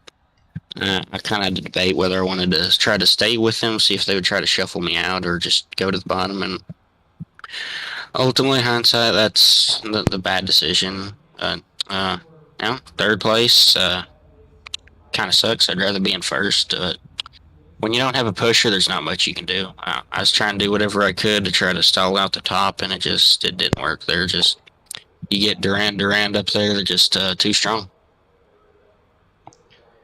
Well, starting off the season on the right foot, if you will, finishing 3rd, that puts you at a pretty good position in the points. So, looking forward, already sitting in a good points opportunity after the first race. How do you expect the rest of the season to go? And do you think you can stay up there in points? I believe we can stay up there, but as tonight proved with some of these guys, it's just running as many people through a maze and see who comes out first. There's definitely some rough edges, but the competition's great this year. It'll probably take a win to make the postseason, if you will, but we won last year. We were close tonight, so we definitely got more opportunities with this TRD Pro Joseph Strigley truck. But we got good teammates. We were fast last year. We had a great streak of top 5s in. I think we'll be able to bring that over this season. All right, well, do you have any shout-outs you'd like to give? Who gets done behind the 45 truck? Yeah, absolutely. Joseph Strigley, Circle B Diecast. They've been with me for getting up there close to a year or more now. Phil and Cammy Bent, obviously. Daddy Dawson, everyone back on the team. They do a good job, even if it means wrecking the teammates, But we still came out of that okay. I think most of us survived that little unfortunate incident. Alrighty, well, we'll let you go celebrate a podium finish, and maybe we'll talk to you next week at Phoenix. Yeah, thank you. Do it for Dale. And that was Dalton Kelly, tonight's 3rd place finisher. Adam, I'm not sure if you've caught up with Jeremy Richmond or Justin Rand, but we go to you next. We'll try Jeremy Richmond first. Let's see if we can get him in for a word. Hey, Jeremy, it's guys up in the JCTV booth. You got a copy?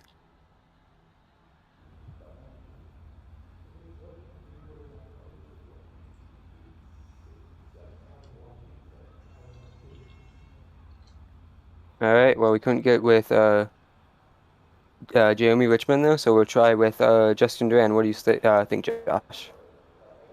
Let's go ahead and bring him in. Hey, Justin, you got a copy? I do. Well, it was a runner-up finish for you, but for the last 5 laps, you were pushing your brother to the lead, and then eventually to the win as chaos ensued in turns 3 and 4. What was it like from your point of view there? I mean, it was mostly just try to control, the line. We pushed Dalton to the lead, and then we pretty much had the numbers advantage in terms of teams. You obviously have David and I, Alex as well. It sucks he got wrecked, and then Jeremy was kind of in our chat communicating with us as well. So, really, if there's anyone who ever shouts out for the win, it was probably Jeremy. He didn't push Dalton enough and let us get a good enough run to take the win. So it was a great race. It's fourth runner-up without a win, but obviously the most satisfying pushing David to the win. So it was a lot of fun out there. Overall tonight, what was it like? A pretty much aggressive race, but like Talladega last season, it calmed down through the middle. Was there any doubt there throughout the middle part of the race you guys were all going to make it to the end? Well, we really had the thought it was going to be another fuel mileage race like Talladega. I mean, everybody kind of was in single file, thinking the same thing. And then they had a wreck happen, and that pretty much threw the fuel mileage out the window. So, I mean, I hung out in the back majority of the race. Last season Daytona, I stayed up front early on and got wrecked, so I was just going to do the opposite, and then obviously that worked out pretty well. All right. Well, is there anyone else you would like to shout out and thank after P2 performance tonight? Just all the teammates. We earlier in the race we controlled both the lines, kind of controlled the field. Shout out to the guys who broadcast, especially you, Josh. It sucks you couldn't be out there tonight. Appreciate it, Justin.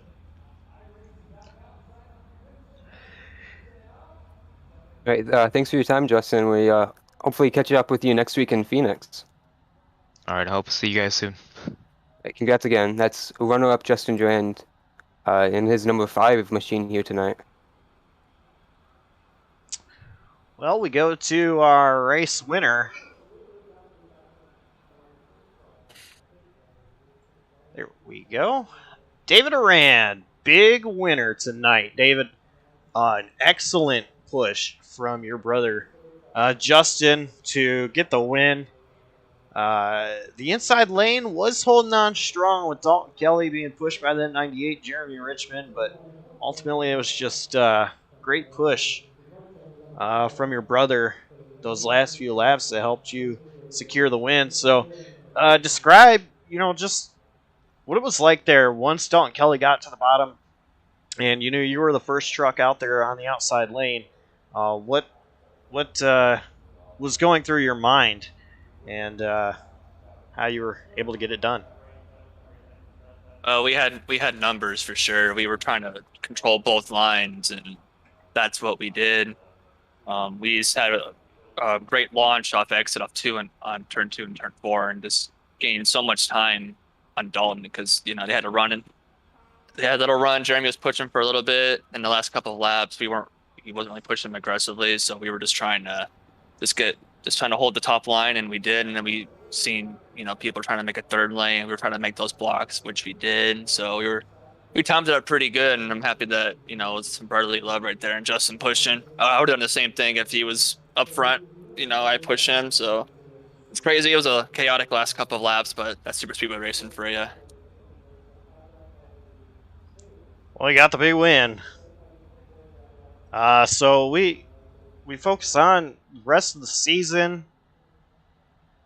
You what are some tracks you have circled on the season before we even get to the chase? That's a good question. I didn't even looked at the schedule that much, to be honest with you. But this just keep practicing. So whatever retrack that comes up, we just do the best we can and try to stay out of trouble. That's what happened to us last season. We just got into so much trouble, and none of it was our fault either. So just focus on whatever track comes up and try to do the best we can and try to get some decent finishes out of them. Does this definitely bring momentum into the next week when we head to Phoenix? I'd say so. It's a good start to the year. So we just got to carry that into Phoenix and just try to and see what we can do with there. That's on my favorite track, so we can just see what we can do on that difficult track. All right. Well, who do you got to thank? Who gets it done for you? Well, there's Cam Caldwell and all the Radius Racing and Vortex Racing. You guys bring a great broadcast. It's awesome. You guys do a great job every week, so I just keep it up and just Cam let me drive for him. It's an honor and it's fun. We work together and we have fun. So I hope we can keep that up for week by week and just see what happens. All right. Congrats on the big win, and maybe we'll talk to you next week. I hope so. And that was tonight's race winner in the InThePitsNews 250, David Arand. We go to Adam, see if he can catch up with Jeremy again. Yeah, hey Jeremy, you got a copy? Yeah, I got you. Pretty much aggressive race all night. You were up in the thick of it. What was it like from your seat running up pretty much top 5 all night? Yeah, I really wasn't trying to be aggressive. I saw some guys at the beginning of the race that were just all over the place, so I wanted to just kind of hang with Radius for the night. So that's pretty much what my strategy was. And then, I don't know. I feel like I got in the middle of a couple of incidents on the track. So that's kind of unfortunate because I normally, I'm trying to keep it clean, but tonight it was just, I don't know, like, is there a freaking black cat on the freaking straightaway or something? Like, it was crazy. We managed to survive and get there to the end of the race, and you just narrowly avoided the big crash in the final corner. And you were able to bring it home P4. What was that like from the seat of the 98 truck? Excuse me. So that whole, I was trying to get up and help the Durans, but we were just stuck. Me and Alex Kerfan were just stuck down on the bottom, and so it like 3 or 4 to go. I was like, whatever, I'm gonna just push Dalton and try. But as soon as Alex sent us 3 wide, I was like, oh crap, I'm not making it, because I always have horrible luck at these tracks. But somehow they ended up wrecking behind us, and that just killed my momentum to try to get back to Dalton. So that just gave the win to the Durans pretty much. But it was fun, man. I thought I was going to get in every single wreck. I think I'm going to have to add a Dude Wipe sponsor to my truck.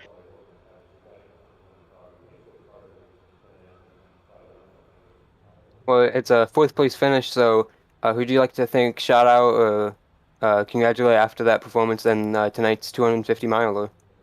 Yeah, thank Radius Racing, Cameron Caldwell for letting me chill with their team, because I'm pretty much single this whole season. And then my wife for letting me do this all the time. She's awesome. And my dad for being on my truck tonight, the Aero Valley Aircraft. And thank all the admins for this league, man. It's a good league. Y'all do a good job too. Thanks for putting on the broadcast. Thank you, and thanks for talking to us. Congrats again on that 4th place run. Yeah, appreciate it. We'll see y'all next week. That's the 98 of Jeremy Richmond, and I believe, Josh, you have caught up with Cameron Caldwell. Yeah, Caldwell, you were out there leading laps late in the race. Fortunately involved in an accident. Took you out of the race. But, we're on to another season. So, as a driver, Cameron Caldwell. Not the greatest finish that you could have had, but, great run. 14th place finish. Last truck on the lead lap. What was it like out there? It was pretty crazy, but it kind of varied back and forth. We had, after the first stage, we kind of had that run where we were all just fuel saving. And I personally did not want to go through another Talladega again from last season because that's all we did. So luckily that caution came out kind of towards the end of the run. But yeah, the end there, my teammates and I, we couldn't really figure out if we wanted to sit in the back or race up front. And eventually I got shoveled out, so I was the only one on the top, and I just floored it and went to the front. And Josh, you know very well, I don't like being up front at these races until the last few laps. But, I was up there 20 to go or so.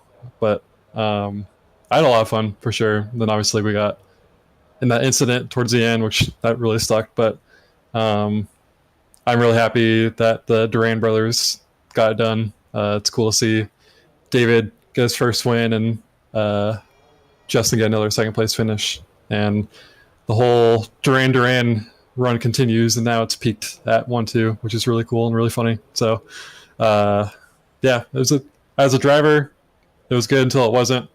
As a fan, it was awesome.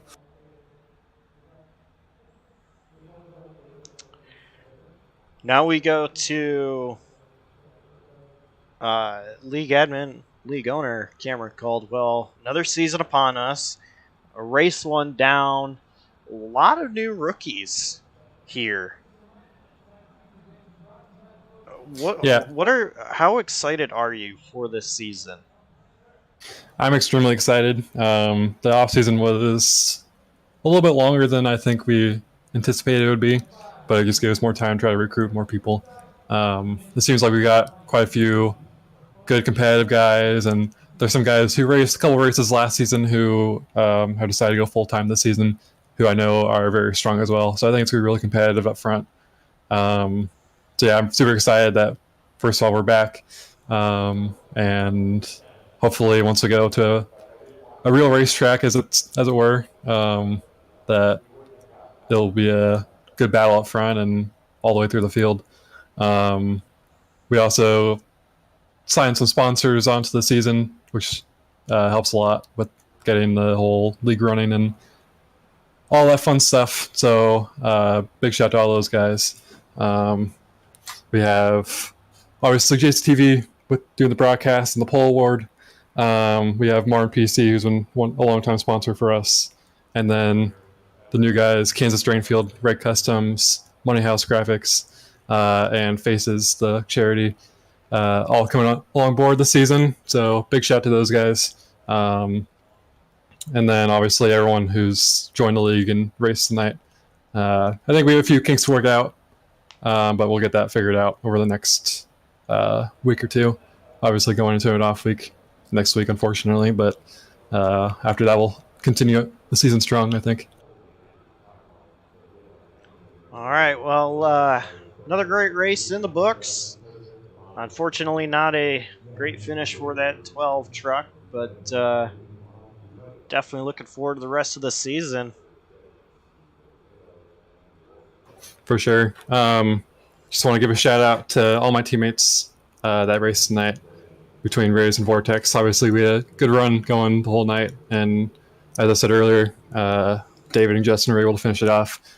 I want to give a shout out to JCTV and specifically you, Josh. I know we had some late circumstances regarding the broadcast, and I admire your somewhat willingness to jump in the booth last second. So I know me and all the other drivers and everyone watching at home are all really thankful for you hopping in the booth tonight.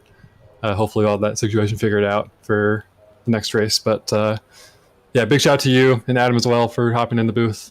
And shout out to my parents and grandparents for watching, and we'll see you guys in a couple weeks. And that was Cameron Caldwell. And before we bring in our next driver we're going to interview, which will be Jonathan Parker, and Adam will have him, I want to say, kind kind of go with what Cameron was talking about there. Is I was supposed to be in the race tonight. Supposed to be full time here, of course. Was broadcaster full time last couple of seasons. We had a guy coming in. He should be here for the rest of the season. Something came up. He was celebrating his dad's birthday, and we had no idea last minute. I wasn't even set up to stream, so that's why the stream got delayed a little bit. So I want to apologize to everybody watching at home. I didn't even have any idea what was going on until last minute.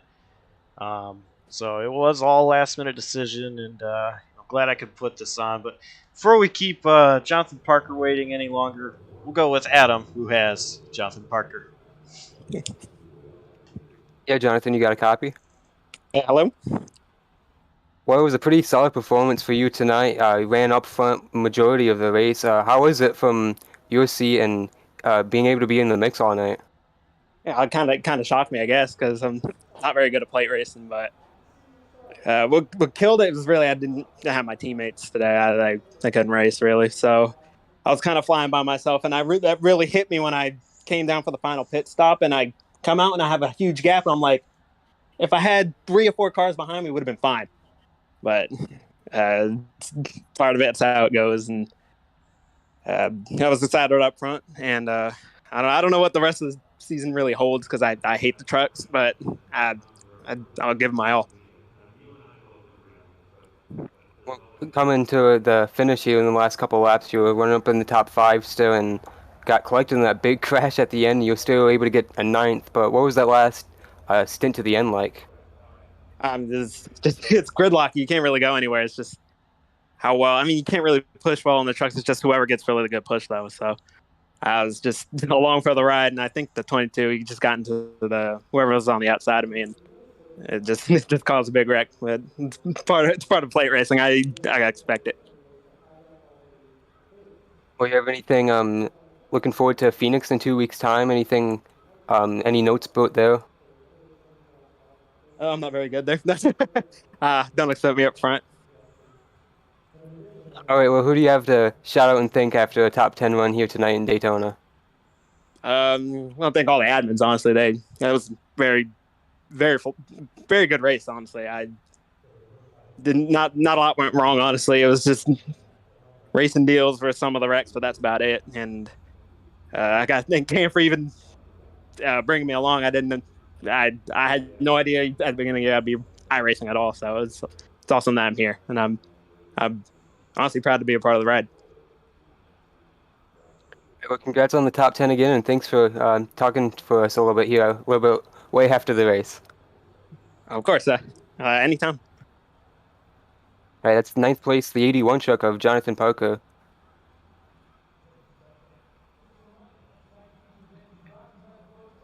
Well, we've had a lot of driver interviews. Not really sure who else we might be able to catch up with.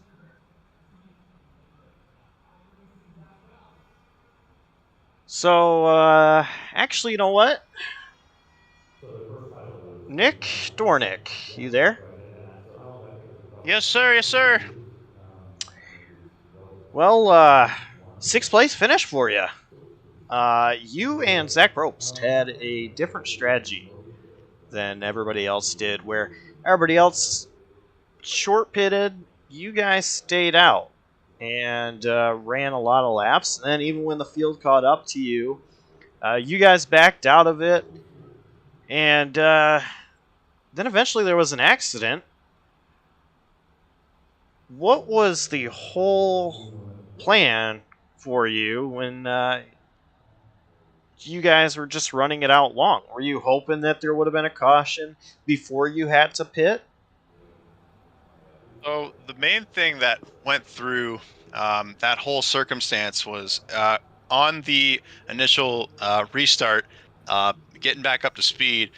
I was trying to clear Probst and accidentally I turned myself in front of his nose. So that caused both of us to lose the draft almost instantaneously and force ourselves to work together to at least try to maintain some sort of pace.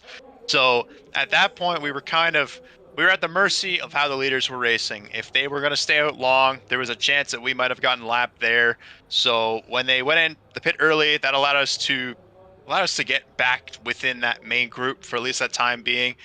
And we were just having to manifest something to go wrong in order for us to actually like have a contention again. So the fact that we got very, very lucky at the end in order to actually be there when the caution finally came out.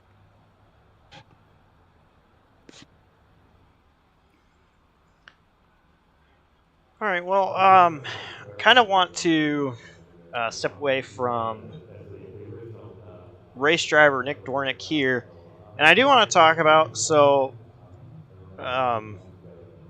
the Formula Florida season. Of course, it's of course on JCTV as well. It's all under the BSR, the Blazer Sim Racing family, which now consists of 3 leagues: the InThePitsNews Truck Series here, Formula Florida Series, and a Super Speedway Series, which is not broadcasted. So, talk to us about the Formula Florida Series and how it came about joining the BSR family. Sure, yeah. So the Formula Floret was a brainchild of mine wanting to initially have something on a Tuesday night. It has now been moved to Thursdays, but it was just a way for me to try and step out of my boundaries and try to host a series of myself. I figured that the F4 car was something that recently came out and had a lot of hype to it. So we ran a pilot season with some radius racing folks, as well as some of my own folk over at the Griffball Racing League, and we essentially put together a little 8-round series, and it seemed like everyone had a lot of fun with the format. So we got the green light to bring it over to Blazer Sim Racing to essentially have a full-on season with it. So it's a 12-round season. It's mostly every other Thursday. Actually, this next Thursday coming up, we will be racing at the Auto Club Moto Layout in sunny Fontana. And it allows for these truck series drivers to really I guess hone their craft in other vehicles. I know that some of these guys are really oval ringers when it comes to it. So when we start hitting the road courses in our schedule, you can kind of see who's got it more put together. But with the Formula Florida series being a whole different car that most of us are not used to, it really evens the field there. And we saw with our first race, what was it? Last week? Yeah, last week at Laguna Seca, we had 2 very surprising winners. 2 winners that, in other circumstances, you wouldn't really expect to win. Cameron Caldwell being the exception of that, but we had Brett Bennett go up there and tame the openers. So it's a nice way to bring out new faces. Also, kind of bridge the gap between oval racing and road racing. All right, well, thank you for talking to us about the Formula Florida Series. The race round 2 takes place this upcoming Thursday, correct? Yes, sir. This Thursday we'll be at the Auto Club Moto Layout. It'll be starting at practice will open at 6:30. Race time will start at 8 o'clock. 2 20-minute motos, of course, with a reverse grid implemented for the top 15 for race 2. Of course, if you want to drop on by, we'll always accepting new faces. We had a pretty good turnout for the first race. Hopefully, we get into the teens, high teens for this next race. And of course, you can catch action of that one on JCTV as well. And hopefully, I'm a part of the racing action on that one. For sure. We're just going through the setup testing right now to make sure that we have something that's fairly competitive, but also fairly tame for the drivers, so that we don't have some wild spins. Fontana being a track that's not on the official schedule anywhere. You kind of have to make a Frankenstein your own setup that you can. All right, well, that about wraps it up for us here at Daytona. Adam, any last thoughts? Well, it turned out to be a pretty typical Daytona race. I think it was thrilling all the way to the end. We had a pretty exciting finish there with chaos in the middle of the corner, but ended with a pretty dramatic finish with Duran Duran's, of course, first-time winner. So Daytona, delivered, I think, pretty normal race here to open up the season. I'm excited to get into the swing of things in a couple weeks in Bristol. Should be exciting. Totally different Phoenix, but a totally different racetrack from where we are here. Be small, 1 mile, tiny, narrow track to the wide open like we were here. It's going to be way different, of course. And before I forget, because I have already forgotten, let's go ahead and show the schedule. 2 weeks' time is Phoenix, and we go to Charlotte, Auto Club, Las Vegas, Dover, and Watkins Glen, and that is the first third of the season. A lot of good tracks there, a lot of different tracks as well, as you don't just see a lot of 1.5 miles or a lot of short tracks. It's kind of really spread out in all the different kind of likenesses of each track, and it continues on throughout the whole season. I'm really looking forward to it. I will say the biggest circle I have here is that Talladega doubleheader, December 17th. Really looking forward to that one. Well, that's going to do it from us here at Daytona International Speedway for the InThePitsNews 250 in the BSR InThePitsNews Truck Series. Got to thank our sponsors, Kansas Strainfield, Money House Graphics, Faces, RG Customs, Martin PC, and JCTV. The JCTV Poll Award, I didn't mention earlier, a little bit different than in seasons past, whereas it was a payout to the driver with the most polls at the end of the season. And it's going to be to or each week, each poll winner gets $5 for winning the poll. So tonight it will be Alonzo Chicano taking home $5 for winning the poll. So we thank you for tuning in. We'll see you in 2 weeks' time at Phoenix. On behalf of all the admins behind the InThePitsNews Truck Series, Cameron Caldwell, Alonzo Chicano, Dawson Allen, Adam Kuhn for being in the booth, as always, and all the fans, all the drivers. Without you guys, this wouldn't be possible. I'm Josh Coppernell. We're signing off. Stay safe. Take care.